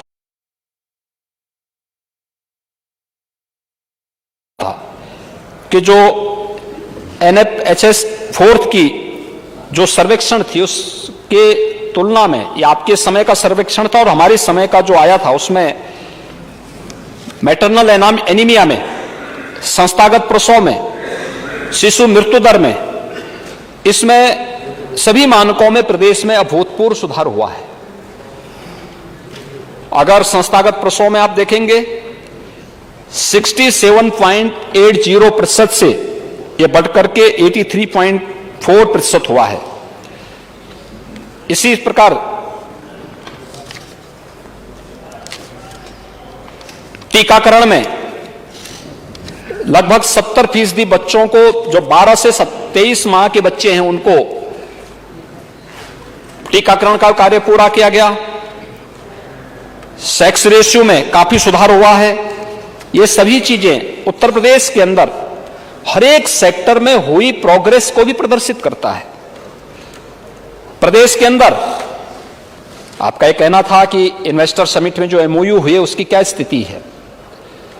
मुझे लगता है कि जो MOU यहां हुए थे उसमें से ज्यादातर में प्रोडक्शन प्रारंभ हो चुका है, और जो कुछ बाकी हैं इसमें वर्ल्ड ट्रेड सेंटर, रिलायंस जियो, इंफोकॉम, 10-10 हजार करोड़ रुपए के ऑप्टिकल फाइबर नेटवर्क, इसके लिए उनका कार्य युद्ध स्तर पर आगे बढ़ रहा है। सैमसंग का 5,000 करोड़ रुपए के डिस्प्ले यूनिट की स्थापना यहां पर हुई है और उसने प्रोडक्शन भी अपना प्रारंभ कर दिया है। डाटा सेंटर की स्थापना हीरानंदानी ग्रुप के द्वारा, वीवो और ओप्पो मोबाइल फोन के द्वारा भी यहां पर निवेश की प्रक्रिया आगे बढ़ाने के साथ ही उनके प्रोडक्शन भी आगे बढ़ चुके हैं। बहुत सारे ऐसे प्रोजेक्ट इस दौरान प्रदेश को प्राप्त हुए हैं और मैं तो आमंत्रित करूंगा आप लोगों को कि 3 जून को 80,000 करोड़ रुपए के नए प्रोजेक्ट के साथ ग्राउंड ब्रेकिंग सेरेमनी का एक आयोजन हम लोगों ने लखनऊ में आयोजित किया है। 80,000 करोड़ रुपए से अधिक के निवेश के प्रस्ताव जमीनी धरातल पर उतारने की कार्रवाई एक साथ प्रदेश के अंदर पहली बार होगी। आपने स्मार्ट सिटी की बात की कि स्मार्ट सिटी में क्या हो रहा है। Uttar Pradesh smart city mission में उत्तर प्रदेश देश के अंदर नंबर 1 स्थान पर है वर्तमान में। मैं वही बता रहा हूं। स्मार्ट सिटी मिशन के अंतर्गत भारत सरकार ने प्रदेश के 10 शहरों का चयन किया है। अब क्या सत्य है, अगर आपने काम किया होता तो आपको सत्य की जानकारी भी होती, लेकिन क्योंकि सत्य से आप लोगों का कोई वास्ता है नहीं तो इसलिए कौन। लेकिन महोदय, बाकी जो 7 नगर निगम थे उन म्युनिसिपल कॉर्पोरेशन को उत्तर प्रदेश सरकार ने उत्तर प्रदेश सरकार के स्मार्ट सिटी मिशन के अंतर्गत इसमें चुना और इस मामले में तेजी के साथ कार्य हुआ। हम लोगों ने जो सबसे अच्छा उसमें जो कार्य प्रारंभ किया उसमें हम लोगों ने कन्वर्जन के उस मॉडल को भी उसमें लागू किया, जिसमें केंद्र सरकार की स्मार्ट सिटी मिशन के साथ साथ राज्य सरकार के स्तर पर भी उसमें कुछ योगदान दें और खासतौर पर integrated control and command centre, जिसने कोरोना कालखंड के अंदर प्रदेश के अंदर कोविड कंट्रोल के लिए भी ICCC का काम किया है और बेहतरीन परिणाम उसके आए हैं। उसी तर्ज पर पूरे प्रदेश के अंदर जो ये मॉडल हमारे पास ITMS का था, इन्हीं सब कार्यक्रमों को हम लोगों ने पूरे प्रदेश के अंदर कोविड कालखंड में integrated Covid control and command centre के रूप में उसका भी हम लोगों ने इस्तेमाल किया और हर जनपद में उन कार्यक्रमों को हमें सफलतापूर्वक लागू करने का कार्य किया। ITMS के साथ साथ smart road, smart street lighting, smart classes, smart health ATM, water reuse project, water body से जुड़े हुए तमाम हमारे कार्यक्रम थे, सॉलिड एंड लिक्विड वेस्ट के मैनेजमेंट से जुड़े हुए प्रोजेक्ट थे और इन सभी कार्यक्रमों को प्रदेश सरकार और केंद्र सरकार के स्मार्ट सिटी मिशन और स्टेट स्मार्ट सिटी मिशन को एक साथ लागू करने का कार्यक्रम आगे बढ़ रहा है और इसी में उत्तर प्रदेश के द्वारा जो कार्यक्रम किए गए आज उसी का परिणाम है। 2012 से 17 के बीच में उत्तर प्रदेश के शहरों की जो दुर्गति थी 17 से 22 के बीच में उसमें परिवर्तन दिखाई दे रहा है और परिवर्तन देखने के लिए व्यक्ति को उस खुले दिमाग से सोचने की आवश्यकता भी है और अगर उन्हें अंगीकार कर ले तो दिखाई देता है। लेकिन जब आप कार्य नहीं करना चाहेंगे, अब भारत सरकार का स्मार्ट सिटी मिशन के अंतर्गत अप्रैल 2022 में आयोजित स्मार्ट सिटी कॉन्क्लेव था, उसमें उत्तर प्रदेश को प्रथम स्थान प्राप्त हुआ। साथ ही विभिन्न श्रेणियों में स्मार्ट सिटी में आगरा को नंबर 2, स्मार्ट सिटी वाराणसी को नंबर 3, स्मार्ट सिटी सहारनपुर को कुल 6 पुरस्कार उत्तर प्रदेश को अलग अलग सिटी को प्राप्त हुए थे। प्रदेश के अंदर हम लोगों ने प्रदेश की जो स्मार्ट सिटी शहरों की जो अद्यतन जो टॉप 20 की जो सूची है भारत सरकार की, जो 100 स्मार्ट सिटी देश के अंदर विकसित हो रहे हैं, उसमें से 4 आगरा, वाराणसी, प्रयागराज और लखनऊ, इनकी रैंकिंग भी आगरा 4 पे, वाराणसी 5 पे, प्रयागराज 13 पे और लखनऊ 15वें स्थान पर उसमें आज स्थान प्राप्त किया है। अयोध्या भी बन रहा है, अयोध्या के स्टेट कर रहे हैं। आप इतने वरिष्ठ सदस्य हैं, अयोध्या को हम लोगों ने स्टेट स्मार्ट सिटी मिशन के अंतर्गत लिया है और कार्य चल रहा है वहां पे और उसको उस कार्यक्रम को आगे बढ़ा रहे हैं।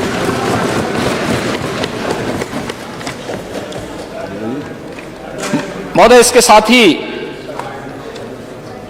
बहुत बड़ा कार्य इसमें है, पावर डिस्ट्रीब्यूशन पर भी नेता प्रतिपक्ष को बार बार चिंता होती है। और मैं उनको बताना चाहता हूं कि जो ट्रांसमिशन कैपेसिटी है 2016-17 की तुलना में, ये 2016-17 में आपकी जो क्षमता थी वह मात्र 16,348 मेगावाट थी और वर्तमान में यह 28,000 मेगावाट की हुई है।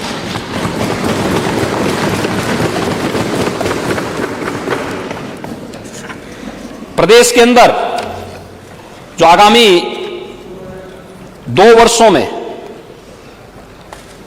हम ओबरा सोनभद्र की 1320 मेगावाट, जवाहरपुर एटा में 1320 मेगावाट, घाटमपुर कानपुर देहात में 1980 मेगावाट, पनकी कानपुर में 660 मेगावाट, कुल 5,280 मेगावाट की परियोजनाओं को हम पूरा करने के लक्ष्य के साथ कार्य भी कर रहे हैं। उत्तर प्रदेश में पावर ट्रांसमिशन लिमिटेड द्वारा जो कार्य आगे बढ़ाए गए हैं वह मुझे लगता है कि प्रदेश के हित में है और प्रदेश उस दिशा में तेजी के साथ अपने कार्यक्रम को आगे बढ़ाने का काम भी कर रहा है। पावर डिस्ट्रीब्यूशन तो हर व्यक्ति जानता है, अब कोई वीआईपी जनपद नहीं है, सभी 75 जनपद वीआईपी है और सभी में समान रूप से विद्युत डिस्ट्रीब्यूशन का काम भी हम लोग ईमानदारी के साथ कर रहे हैं 2017 के साथ।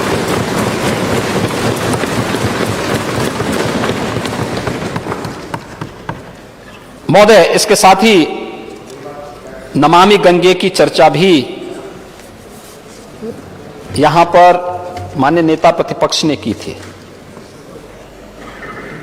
नमामि गंगे की चर्चा करते समय उन्होंने मां गंगा और नमामि गंगे परियोजना, आप तो एक माननीय सांसद के रूप में भी आपने संसद में काफी दिन व्यतीत किए हैं और आपको मालूम होगा कि नमामि गंगे प्रोजेक्ट की जो थीम ही है वो ये कि गंगा और उसकी सहायक नदियों को लेकर के ही है। इसमें यमुना नदी भी है, महाकाली भी है, सरयू भी है, यमुना भी है, सभी नदियों को उसके साथ जोड़ा गया है और इस पर कार्य हो रहा है। आपको केवल उदाहरण में बताऊंगा, सीसामऊ 2017 के पहले 14 करोड़ लीटर सीवर प्रतिदिन वहां गिरता था, आज 0 है। जाजमऊ, गंगा जी में जलीय जीव भी नष्ट हो गए थे, इतना जहरीला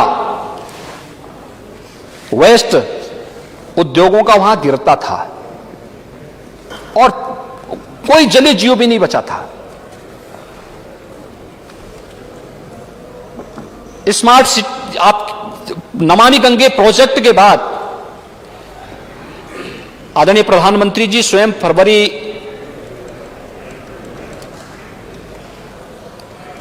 2020 में कानपुर में पधारे थे और कानपुर में आदरणीय प्रधानमंत्री जी के आगमन के साथ सीसामऊ जो पहले सीवर पॉइंट था उसको सेल्फी पॉइंट के रूप में हम लोगों ने बदल करके वहां पे जाकर के सेल्फी लेने का काम सभी लोगों ने किया था। ये चेंज है।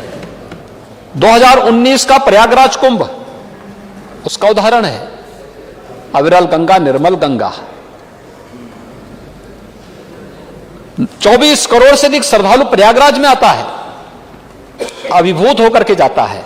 स्वच्छ कुंभ, दिव्य कुंभ और भव्य कुंभ कैसे होता है, इसकी परिकल्पना को साकार होते हुए भी प्रदेशवासियों ने, देशवासियों ने और दुनिया ने देखा है।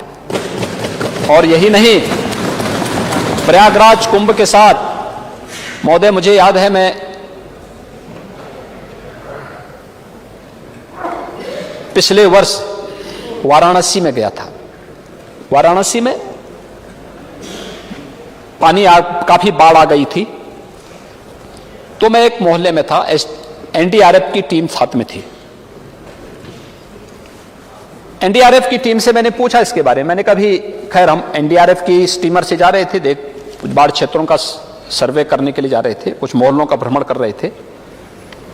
तो एनडीआरएफ के एक अधिकारी से मैंने पूछा, मैंने कहा भी नमामि गंगे परियोजना के पहले और नमामि गंगे परियोजना के बाद क्या परिवर्तन आपको दिखता है, आप कब से हैं और क्या इसका परिवर्तन है। उन्होंने कहा देखिए मैं पिछले 4-5 वर्षों से इस अभियान के साथ जुड़ा हूं, इस यहां पे एनडीआरएफ के साथ जुड़ा हुआ हूं। इससे पहले जब नमामि गंगे परियोजना लागू नहीं हो पाई थी और 2017 के पहले रुचि न होने के कारण दावे भले कितने बड़े बड़े हो जाएं, कोई योजना ईमानदारी के साथ लागू न होने के कारण जब हमारे जवान प्रैक्टिस करते थे, एनडीआरएफ के जवान, उनका कहना था जब हम लोग प्रैक्टिस करते थे गंगा जी में तो 3-4 दिन के प्रैक्टिस में हमारे पूरे बॉडी पर लाल लाल फफोले हो जाते थे, चकत्ते पड़ जाते थे। हम लोग जब डॉक्टर के पास जाते थे तो स्किन के स्पेशलिस्ट हमें कहते थे कि कोई आप बहुत संक्रमित उसके सामने चपेटे में हैं, इससे आप अपने को बचाव करिए। यानी इतना प्रदूषण था। और उन्होंने कहा आज जब हमारे जवान आते हैं, प्रैक्टिस करते हैं, नियमित हमारी प्रैक्टिस होती है, आज कुछ भी नहीं होता है। ये एक व्यापक परिवर्तन नमामि गंगे परियोजना के पहले और बाद के परिणाम में है।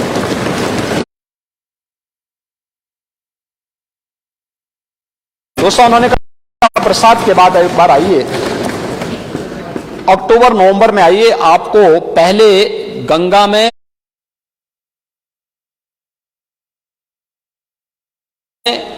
डॉल्फिन नहीं दिखाई देती थी, आज गंगा में डॉल्फिन आपको दिखाई देगी। ये गंगा को प्रदूषण से मुक्त करने का परिणाम है। और नमामि गंगे परियोजना के परिणाम क्या है? मुझे लगता है डॉल्फिन की चर्चा तो आपके डॉल्फिन एक गंगे डॉल्फिन के रूप में मानी जाती है और गंगा की निर्मलता में भी उसका बड़ा योगदान रहा है, ये माना जाता है और बहुत पवित्र माना जाता है। जीवों में सबसे, यानी जिसको आप सेंसिटिव बोल सकते हैं, संवेदनशील बोल सकते हैं, वह डॉल्फिन उसमें होता है। डॉल्फिन आज गंगा में फिर से दिखाई दे रहे हैं। और डॉल्फिन कौन लोगों ने मुझे वहां दिखाया? गंगा में डॉल्फिन का आना, आपके राज्यसभा के जो माननीय सांसद संसद में हमारे साथ जब लोकसभा में थे, कुंवर रेवती रमन सिंह जी, वो तो बार बार इसकी चर्चा करते थे। प्रयागराज की जब चर्चा होती तो इसकी चर्चा करते थे डॉल्फिन के बारे में।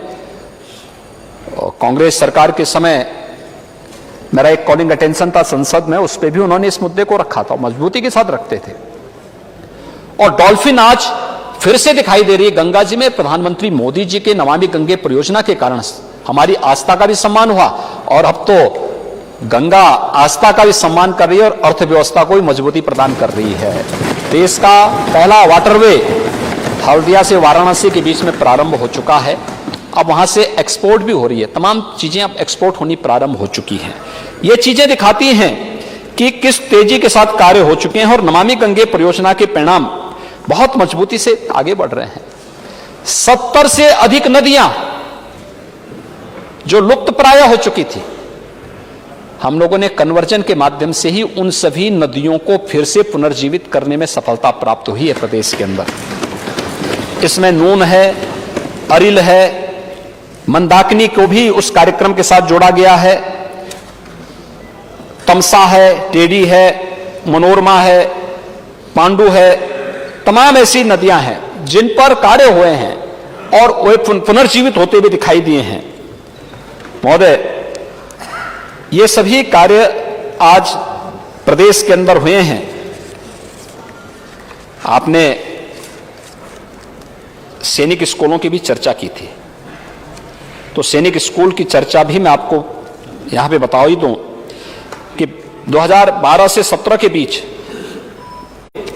216 करोड़ रुपए सैनिक स्कूलों के लिए प्रदेश के अंदर आवंटित किए और नए बजट में भी हम लोगों ने इसका प्रावधान किया है। पहली बार सैनिक स्कूलों में बालिकाओं को भी प्रवेश दिया जाए, यह प्रावधान यूपी ने प्रारंभ किया। स्कूल उत्तर प्रदेश सैनिक स्कूल उत्तर प्रदेश आज अपनी दुगनी क्षमता के साथ कार्य कर रहा है और बालिकाएं भी वहां पर प्रवेश ले चुकी हैं। उन कार्यक्रमों को सफलतापूर्वक आगे किया जा रहा है। वर्तमान में प्रदेश में हम लोग जो सैनिक स्कूल के कार्य को आगे बढ़ा रहे हैं, प्रदेश में 5 सैनिक स्कूल वर्तमान में यानी 4 क्रियाशील हो चुकी हैं, 5वां क्रियाशील होने की ओर अग्रसर है। और हम लोगों ने 16 नए सैनिक स्कूल, हमारा प्रयास है कि हर कमिश्नरी स्तर पर एक सैनिक स्कूल की स्थापना हो। आप स्कूली मॉडल की बात कर रहे थे। स्कूली मॉडल अगर आपको देखना है तो मुझे लगता है कि मैं आपको अनुरोध करूंगा कि अच्छा होगा, इस समय ऑपरेशन कायाकल्प के फलस्वरूप बेसिक शिक्षा परिषद के जो स्कूल आज तैयार हुए हैं, उनमें से एक आध का विजिट कर लेंगे तो अच्छा रहेगा। दूसरा एक मॉडल हम लोग दे रहे हैं, हो सकता है कि पिछली सरकारों की दृष्टि उधर न गई हो, लेकिन ये मॉडल हम लोग दे रहे हैं। हर कमिश्नरी में एक मॉडल स्कूल हम लोग इस रूप में बना रहे हैं, वह है अटल आवासीय विद्यालय का, जिसमें श्रमिकों के बच्चों को, जिसमें अनाथ बच्चों को बिना किसी भेदभाव के सभी 18 कमिश्नरी स्तर पर पहले एक एक विद्यालय हम लोग ले रहे हैं। फिर इसको हम हर एक जनपद की तरफ अग्रसर करेंगे। जनपद में एक एक, फिर विकास खंड में एक एक, और फिर न्याय पंचायत स्तर पर एक एक मॉडल स्कूल इस प्रकार का अगर हम दे देंगे, आमूलचूल परिवर्तन प्रदेश के अंदर होगा। और इसमें मॉडल हम देंगे, जैसे सैनिक स्कूल पहले स्टेट और सेंटर के स्तर पर उत्तर प्रदेश ने प्रारंभ किया 1960 में। आज देश के अंदर कई सैनिक स्कूल हैं। आज प्रदेश के अंदर 5 सैनिक स्कूल वर्तमान में हैं। हमने 16 के नए प्रस्ताव भेजे हैं। हम तेजी से उस कार्यक्रम को भी आगे बढ़ाने का कार्य कर रहे हैं। लेकिन सैनिक स्कूल भी अब पीपीपी मोड पर आगे बढ़ाने की कार्रवाई को आगे बढ़ाया जा चुका है।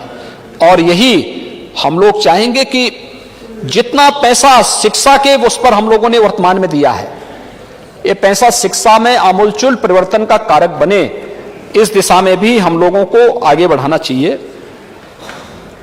आपने कानून व्यवस्था की बात भी की और ईज ऑफ डूइंग बिजनेस भी, आपने दोनों को जोड़ा था कि आपने कहा ईज ऑफ डूइंग बिजनेस में नहीं बल्कि ईज ऑफ डूइंग क्राइम में यूपी आगे बढ़ा है, लेकिन ये सत्य नहीं है। मैं आंकड़े आपके सामने प्रस्तुत कर रहा हूं और मुझे लगता है बड़े गौर के साथ अगर माननीय नेता प्रतिपक्ष इसको सुन पाएंगे तो अच्छा रहेगा, क्योंकि ईज ऑफ डूइंग बिजनेस की जो रैंकिंग थी 15-16 में और 14वें स्थान पे थी यूपी के। उत्तर प्रदेश का परसेप्शन ऐसा था कि उत्तर प्रदेश में कोई निवेश नहीं करना चाहता था और उत्तर प्रदेश के युवाओं के सामने भी पहचान का एक संकट खड़ा हुआ था। आज मैं कह सकता हूं ईज ऑफ डूइंग बिजनेस में उत्तर प्रदेश की रैंकिंग जो है, इसमें आमूलचूल परिवर्तन हुआ है। इसकी रैंकिंग में व्यापक सुधार करते हुए हम नंबर 2 स्थान पर देश के अंदर आए हैं। ईज ऑफ डूइंग बिजनेस में उत्तर प्रदेश नंबर 2 पर है। उत्तर प्रदेश में पुलिस रिफॉर्म किए गए, पुलिस को तकनीक से पूरी तरह भरपूर किया गया और उसका परिणाम भी आया है। महोदय 2016 की सापेक्ष 2021 में, ये एनसीआरबी के डाटा हैं, कहीं और हमारे डाटा नहीं है, एनसीआरबी के डाटा हैं। 2016 के सापेक्ष 2021 में डकैती के मामलों में 73.94% की, लूट की घटनाओं में 65.88% की, हत्या के मामले में लगभग 34% की और बलात्कार के मामलों में 50.66% की कमी आई है। ये उत्तर प्रदेश के अंदर एनसीआरबी के जो डाटा हैं वह डाटा आपके सामने में रख रहा हूं। और यही नहीं, माफिया और अपराधियों के खिलाफ जो कार्रवाई हुई है उसमें 2081 करोड़ रुपए की संपत्ति को भी हम लोगों ने उनकी जब्त की है। एंटी भूमाफिया टास्क फोर्स के माध्यम से भी 64,398 हेक्टेयर भूमि को अवैध अतिक्रमण से मुक्त किया है।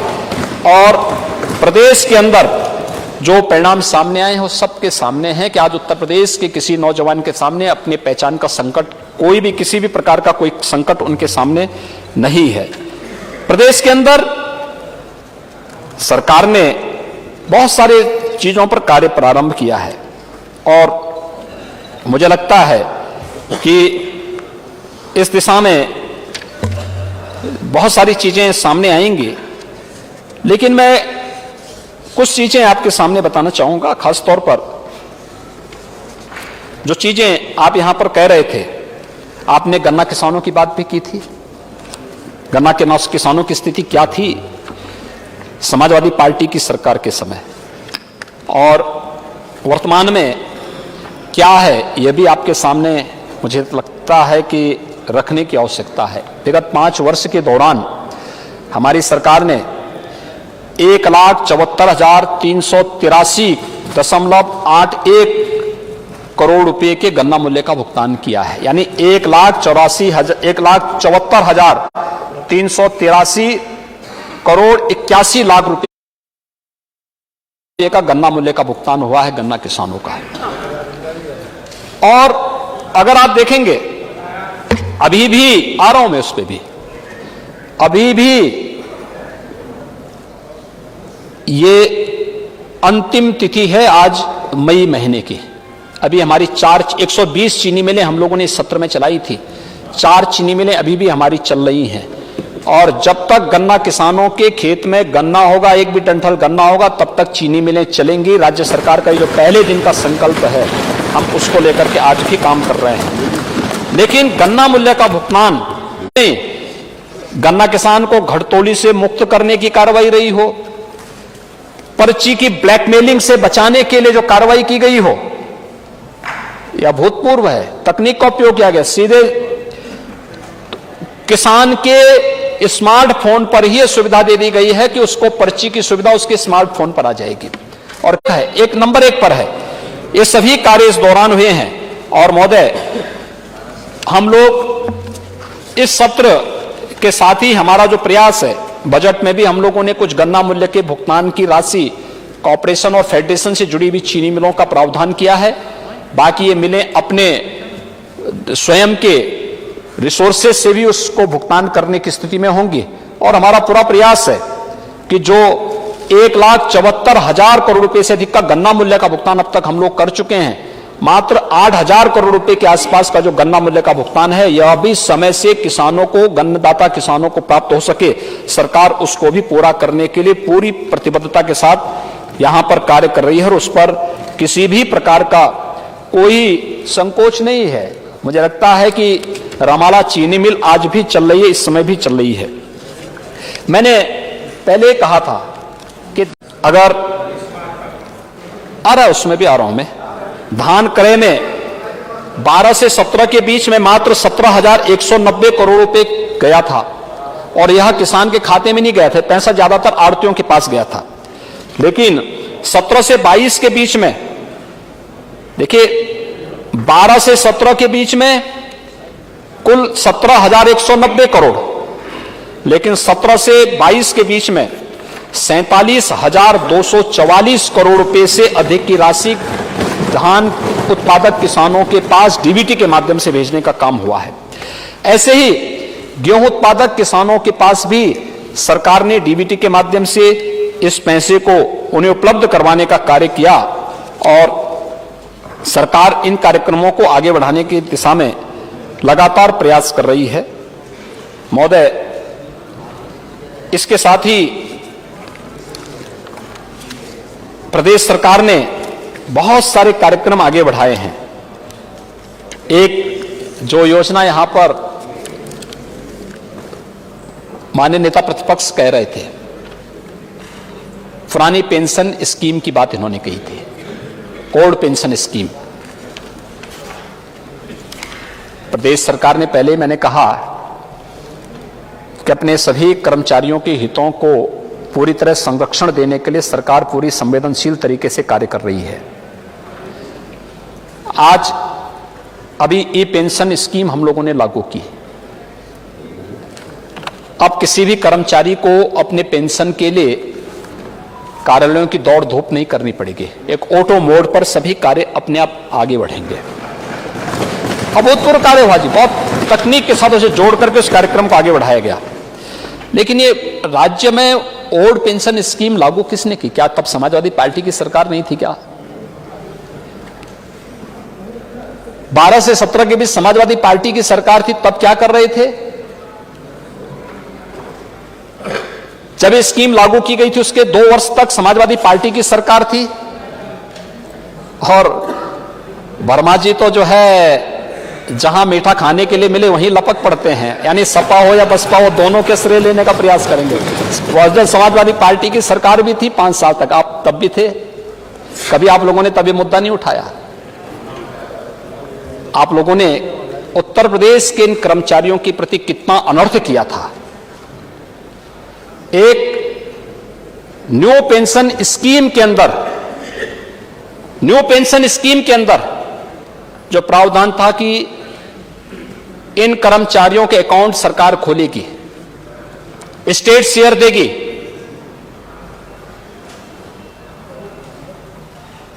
दो 2004-05 से लेकर के 2017-18 तक वह राशि ना अकाउंट खुले थे, न राशि जमा हुई थी, कोई राशि जमा नहीं हो पाई थी।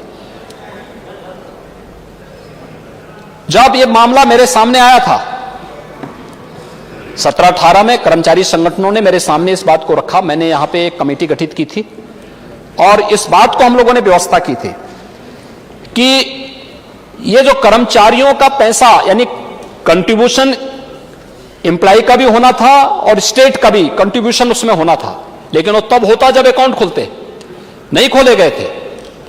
हम लोगों ने अकाउंट भी खोले, हमने बजट से 10,000 करोड़ रुपए की राशि भी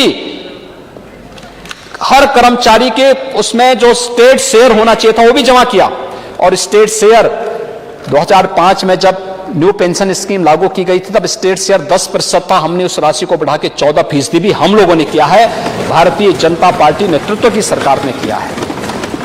आपको 5 साल मिला, आपने उनके बारे में नहीं सोचा।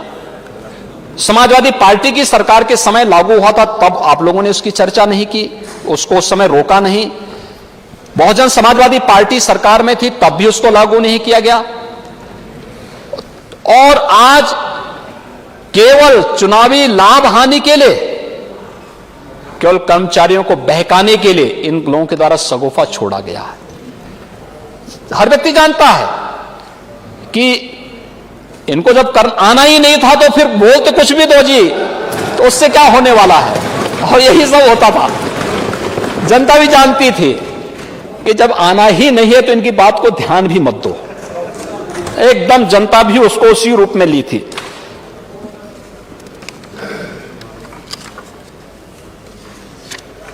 ये जितनी भी सुविधाएं थी कर्मचारियों के हितों के लिए, राज्य सरकार ने उसको अपने स्तर पर, हमने इसको पूरी ईमानदारी के साथ प्रदेश के अंदर यहां पर लागू करने का प्रयास हुआ है।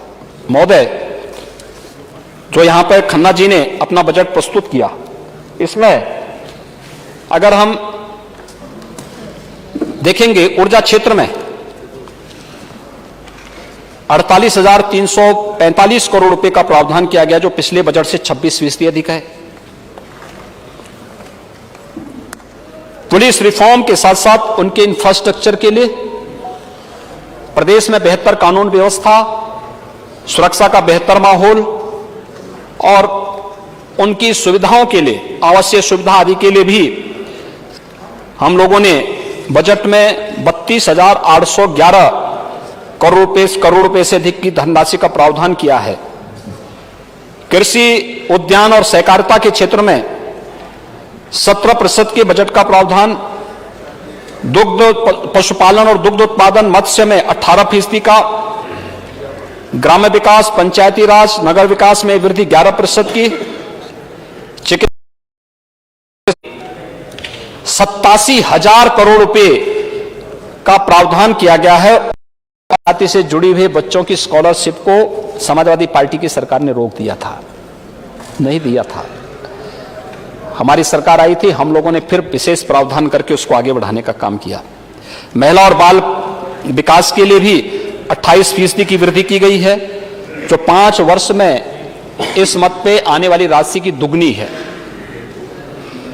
इंफ्रास्ट्रक्चर डेवलपमेंट में अगर हम लोग देखेंगे 16-17 की तुलना में इसमें हम लोगों ने 37% की वृद्धि की है।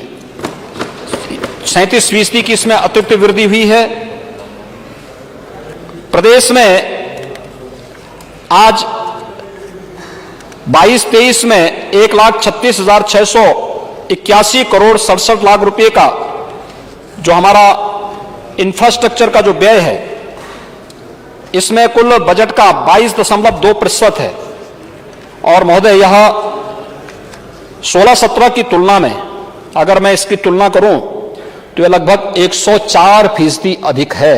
यानी 5 वर्षों में हम इस राशि को इतना बढ़ा पाए हैं कि 104% अधिक है। प्रदेश में ऐसे ही अन्य योजनाओं को लेकर के ये पावर और डिस्कॉम से जुड़े हुए क्षेत्र में भी राज्य सरकार ने अभूतपूर्व वृद्धि की है। अन्य सभी क्षेत्रों में हमने स्वास्थ्य के क्षेत्र में मैं पहले बता चुका हूं, प्रधानमंत्री उज्ज्वला योजना के 1,67,000 लाख जो लाभार्थी हैं, इनको वर्ष में 2 सिलेंडर फ्री में उपलब्ध कराने, होली और दीपावली में 2 सिलेंडर फ्री में उन्हें लाभार्थियों को उपलब्ध करवाने के लिए भी बजट में इसका प्रावधान किया गया है। प्रधानमंत्री आवास योजना में 7,000 करोड़ रुपए का बजट का प्रावधान किया गया है। शहरी आवास योजना में 10,127 करोड़ 61 लाख रुपए का प्रावधान किया गया है। दिव्यांगजन पेंशन योजना में 1,000 करोड़ रुपए का प्रावधान किया गया है। और साथ साथ प्रदेश में छात्रवृत्ति के लिए, अटल आवासीय विद्यालय के लिए, प्रदेश में भामाशाह भाव स्थिरता कोष की स्थापना के लिए भी, जो भामाशाह भाव स्थिरता कोष है, इसके लिए भी धनराशि की व्यवस्था की गई है। चीनी मिलों के पुनरुद्धार के कार्यक्रम को भी हम लोगों ने इसमें स्थान दिया है। मुख्यमंत्री कृषक दुर्घटना कल्याण योजना के लिए भी 650 करोड़ रुपए, जिसमें बटाईदार को पहली बार लिया गया था। किसान के परिवार के बालिग सदस्य और बटाईदार भी उसका हिस्सा होगा। 15 यानी सरकार अब उस दिशा में आगे कदम बढ़ा रही है कि अगले 5 वर्ष के अंदर हम प्रदेश के अन्नदाता किसानों को सिंचाई की सुविधा फ्री में उपलब्ध करवाने की स्थिति में होंगे। 15,000 सोलर पंप की स्थापना की कार्रवाई के लिए बजट में स्थान दिया गया है। और मुख्यमंत्री लघु सिंचाई योजना के लिए भी 1,000 करोड़ रुपए का हम लोगों ने प्रावधान किया है। बुंदेलखंड क्षेत्र में गौ आधारित प्राकृतिक खेती के लिए भी धनराशि का प्रावधान किया गया है। और एमएसपी का लाभ अन्नदाता किसानों को प्राप्त हो, इसके लिए 17,500 करोड़ रुपए का प्रावधान बजट में किया गया है। महोदय, इसके साथ ही प्रदेश के अंदर बेसिक शिक्षा का हो, माध्यमिक शिक्षा में संस्कृत के लिए भी 324 करोड़ रुपए का प्रावधान किया गया है। महाविद्यालयों में स्मार्ट क्लासेस के लिए व्यवस्था की गई है। असेवित मंडलों में नए विश्वविद्यालय की स्थापना के कार्यक्रम को आगे बढ़ाने के साथ ही संपूर्णानंद संस्कृत विश्वविद्यालय में ऑनलाइन संस्कृत प्रशिक्षण के लिए भी बजट का प्रावधान किया गया है। और प्रयागराज में doctor Rajendra Prasad national law university के लिए भी 103 करोड़ रुपए का प्रावधान इस बजट में करने की कार्रवाई भी इसके साथ किया गया है। महोदय, बहुत सारे ऐसे कार्यक्रम हैं, जैसे हेल्थ सेक्टर में भी, जिसमें इसमें पहले भी मैंने अपनी बातों को इसमें रखा। प्रधानमंत्री गति शक्ति योजना के लिए मल्टी मॉडल कनेक्टिविटी परियोजना के लिए 897 करोड़, प्रयागराज, प्रतापगढ़, अलीगढ़, महोबा और अन्य औद्योगिक हमारे जो एक्सप्रेसवे हैं, उनमें औद्योगिक क्लस्टर की स्थापना के लिए भी हम लोगों ने व्यवस्था की। और सी पेट की स्थापना अयोध्या में हो, इसकी व्यवस्था भी हम लोगों ने बजट में इसके लिए व्यवस्था की है। प्रदेश के अंदर वन डिस्ट्रिक्ट वन प्रोडक्ट के लिए साथ साथ मुख्यमंत्री युवा स्वरोजगार योजना के लिए और विश्वकर्मा श्रम सम्मान योजना के लिए भी जो परंपरागत हस्तशिल्पी हमारे हैं उनके लिए भी बजट का प्रावधान किया गया है। नगरीय क्षेत्रों में यहां पर माननीय सदस्यों ने एक बहुत चिंता व्यक्त की है और जायज भी है, खासतौर पर पेयजल के बारे में। हम आभारी हैं प्रधानमंत्री मोदी जी के, जिन्होंने जल जीवन मिशन के अंतर्गत हर घर नल योजना को पूरी ईमानदारी के साथ क्रियान्वित करने के लिए पर्याप्त धनराशि का प्रावधान किया है और इसमें का प्रस्ताव भी इस बजट में किया गया है। और मैं चाहूंगा कि नगर विकास इस योजना के साथ माननीय विधायकों को थोड़ा जोड़े, इस बात को सुनिश्चित करें कि जहां पे समरसेबल लगा करके हम पाइप कनेक्टिविटी दे सकते हैं, तत्काल योजना से माननीय जनप्रतिनिधियों को इसके साथ जोड़ करके हम इस कार्यक्रम को आगे बढ़ा पाएंगे तो हैंडपंप की समस्या का हमेशा के लिए समाधान हो जाएगा। और इस योजना को आगे बढ़ाया जाना चाहिए। माननीय जनप्रतिनिधियों के प्रस्ताव को प्राथमिकता के आधार पर लेना चाहिए और ये प्रदेश के हम सभी 734 नगर निकायों में बराबर लागू करेंगे। दूसरा, प्रदेश के अंदर स्मार्ट सिटी मिशन के लिए भी हम लोगों ने भारत सरकार के अंतर्गत 2000 करोड़ रुपए और राज्य स्मार्ट सिटी मिशन के अंतर्गत भी हम लोगों ने प्रदेश के अंदर 210 करोड़ रुपए के अतिरिक्त प्रावधान की व्यवस्था की है।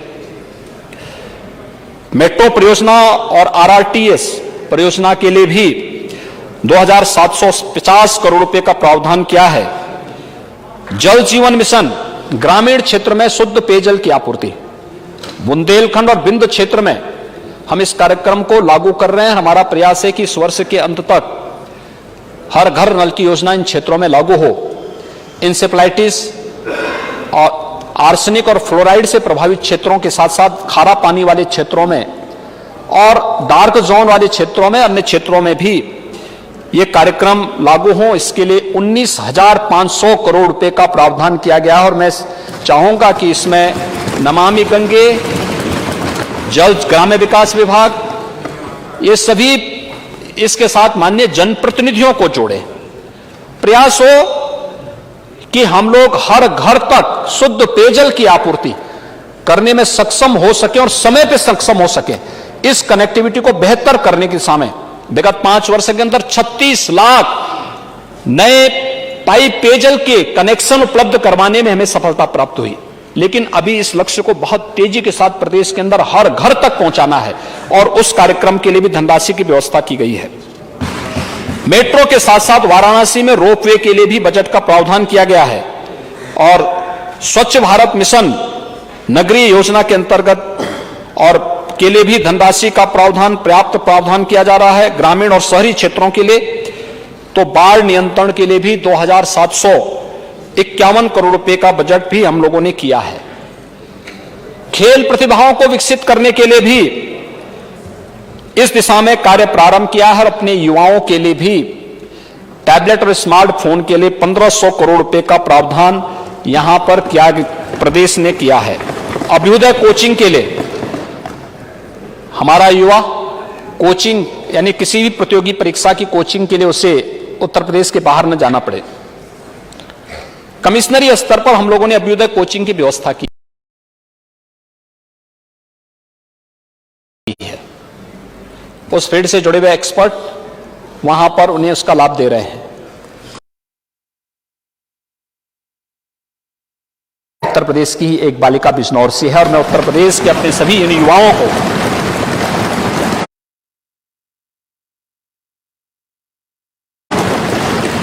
इस अवसर पर बधाई देता हूं जिन्होंने उत्तर प्रदेश की इस ऊर्जा का लाभ देश के सामने से अपनी प्रतिभा का लोहा के विकास पे खर्च कर रहा है। महर्षि वाल्मीकि आपको स्मरण नहीं आए थे, संत रविदास जी नहीं स्मरण आए थे, संत तुलसीदास जी याद नहीं आए थे, संत कबीरदास जी भी याद नहीं आए थे। कबीरदास जी का जो भव्य कबीर एकेडमी बनी है, महामहिम राष्ट्रपति जी 5 जून को उसका उद्घाटन करेंगे मगहर संत कबीर नगर जनपद में, जिसमें कबीरदास जी के उस पूरे लोक साहित्य पर शोध को आगे बढ़ाने की कार्रवाई भी होगी। ये कार्यक्रम हम लोग आगे बढ़ा रहे हैं। और यही नहीं, भारत के संविधान के शिल्पी बाबा साहब डॉक्टर भीमराव अंबेडकर के नाम पर भी लखनऊ में उनका भव्य स्मारक और सांस्कृतिक केंद्र के कार्यक्रम के लिए भी बजट का प्रावधान किया गया है। इसमें भी स्कॉलरशिप की कार्रवाई हमारी आगे बढ़ने जा रही है। बाबूजी कल्याण सिंह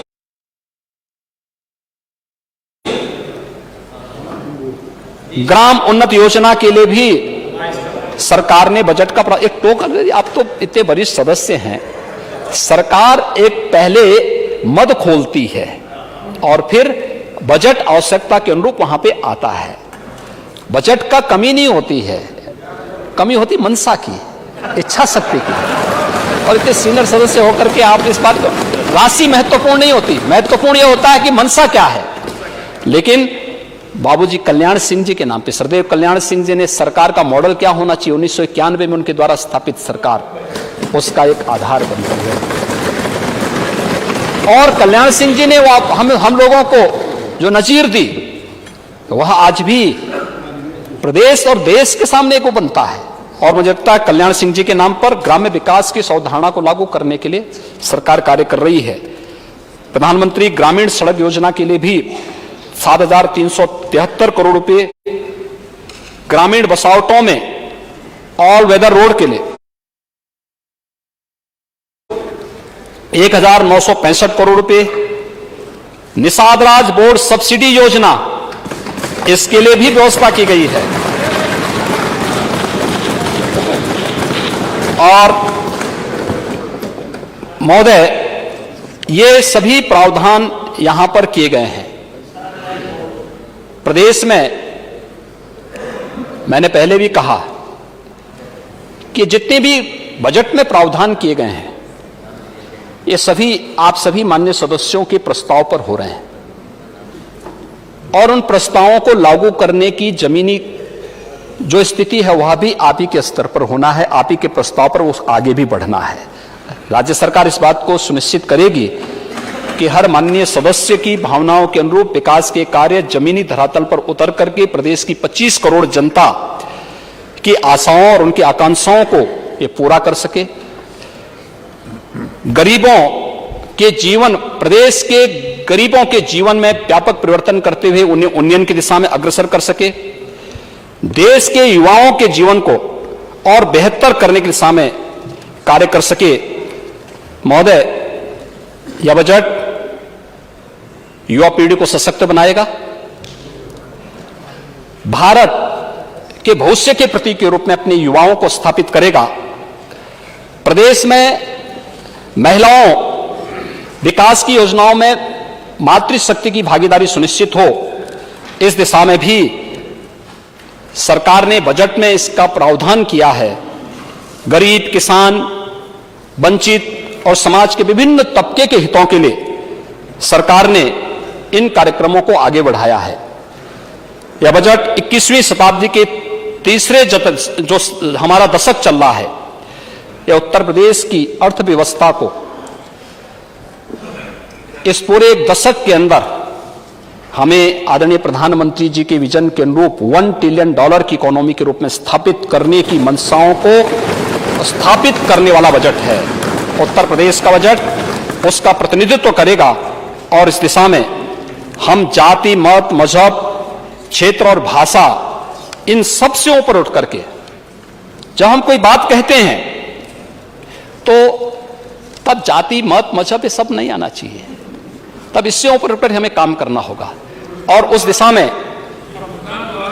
में ही सरकार कार्य कर रही है।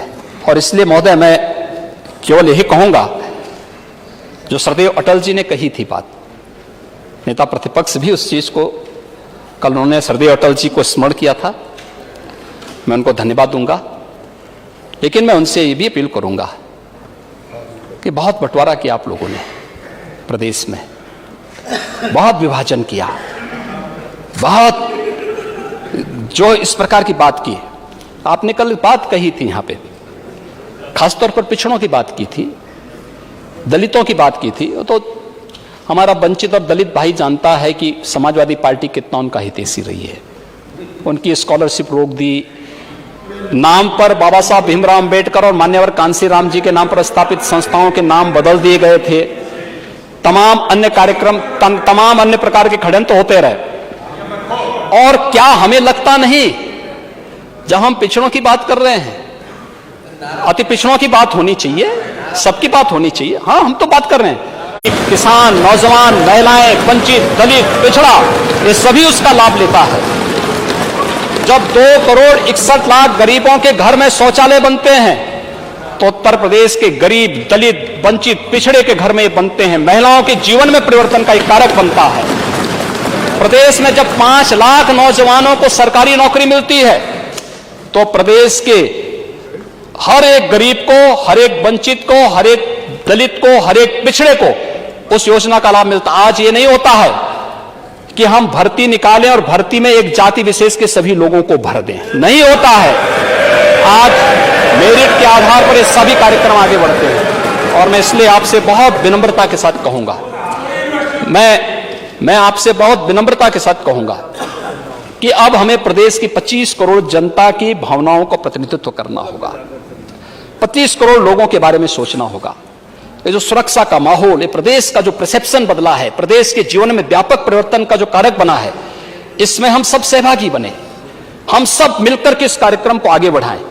और श्रद्धेय अटल जी ने एक बात कही थी, मुझे लगता है कि नेता प्रतिपक्ष के साथ साथ हम सभी सदस्यों को उसके बारे में भी सोचना होगा। उन्होंने कहा था, आदमी, अटल जी के अगर इन बातों को अगर आप कुछ भी समझने का प्रयास किए होते, तो संभवतः बजट भाषण का रूपांतरण कल नहीं करने का।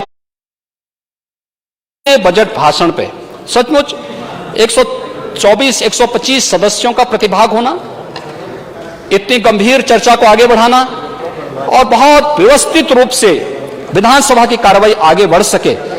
अगर नेता प्रतिपक्ष को लगता है कि यहां पर अन्य कोई चीज, खासतौर पर विधानमंडल के हमारे सदस्यों की निधि के बारे में कोई उनका प्रस्ताव हो, तो मैं चाहूंगा कि वह इसके बारे में अपनी बात एक बार जरूर कहेंगे। दूसरा, अगर उनका प्रस्ताव किसी अन्य मुद्दे पर हो, तो मैं उनको स्वागत, इसके लिए सादर आमंत्रित भी करूंगा कि वह अपनी बात इसमें रख सकते हैं। मैं एक बार फिर से पूरे माननीय सदस्यों का हृदय से धन्यवाद देता हूं और विश्वास करता हूं यह बजट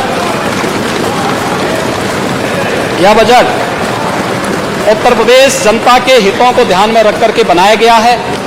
और मैं इस अवसर पर पुण्य श्लोका लोक माता अहिल्याबाई होलकर की जयंती के अवसर पर उस लोक पूज्या माता को भी विनम्र नमन करते हुए श्रद्धांजलि अर्पित करता हूं। बहुत बहुत धन्यवाद। अध्यक्ष महोदय, आप कुछ स्पष्टीकरण पूछना चाहते हैं, पूछ लीजिए प्लीज। अध्यक्ष महोदय, और कुछ प्रस्ताव भी माननीय मुख्यमंत्री ने कहा वो भी करना चाहे तो कर दीजिए। अध्यक्ष महोदय, मैं आपका धन्यवाद देता हूं, क्योंकि स्पष्टीकरण तो मैं मांगूंगा, लेकिन इधर माहौल बदल गया है और नेता सदन भी शेर और शायरी और कविताओं की बातें करने लगे हैं। बदले बदले मेरे सरकार नजर आते हैं।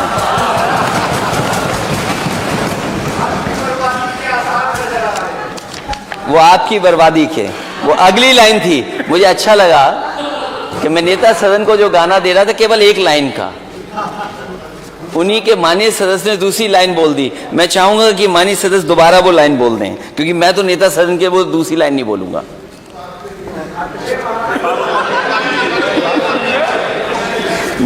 मैं नेता सदन के लिए वो दूसरी लाइन कैसे पढ़ सकता हूं? मैं तो कह रहा हूं कि बदले बदले मेरे सरकार नजर आते हैं। आगे बोलिए। वो दूसरी लाइन नहीं बोलेंगे। अध्यक्ष महोदय, नेता सदन ने ये कहा कि पहला बजट 1947 में आया था। ये बात सही नहीं है। पहला बजट 1952 में आया था। और नेता सदन यहां चर्चा 1947 के बजट की नहीं है, यहां चर्चा होनी है जो आपने पेश किया बजट 22-23 का, और क्योंकि आपकी कंटिन्यूटी की सरकार है, ये कंटिन्यूटी की सरकार है कि जो 5 साल काम करती आई, 5 साल फिर मौका मिल रहा है सरकार को। जो गैप है अनाउंसमेंट में, जो बजट अनाउंसमेंट में जो गैप है और जो एक्चुअल एक्सपेंडिचर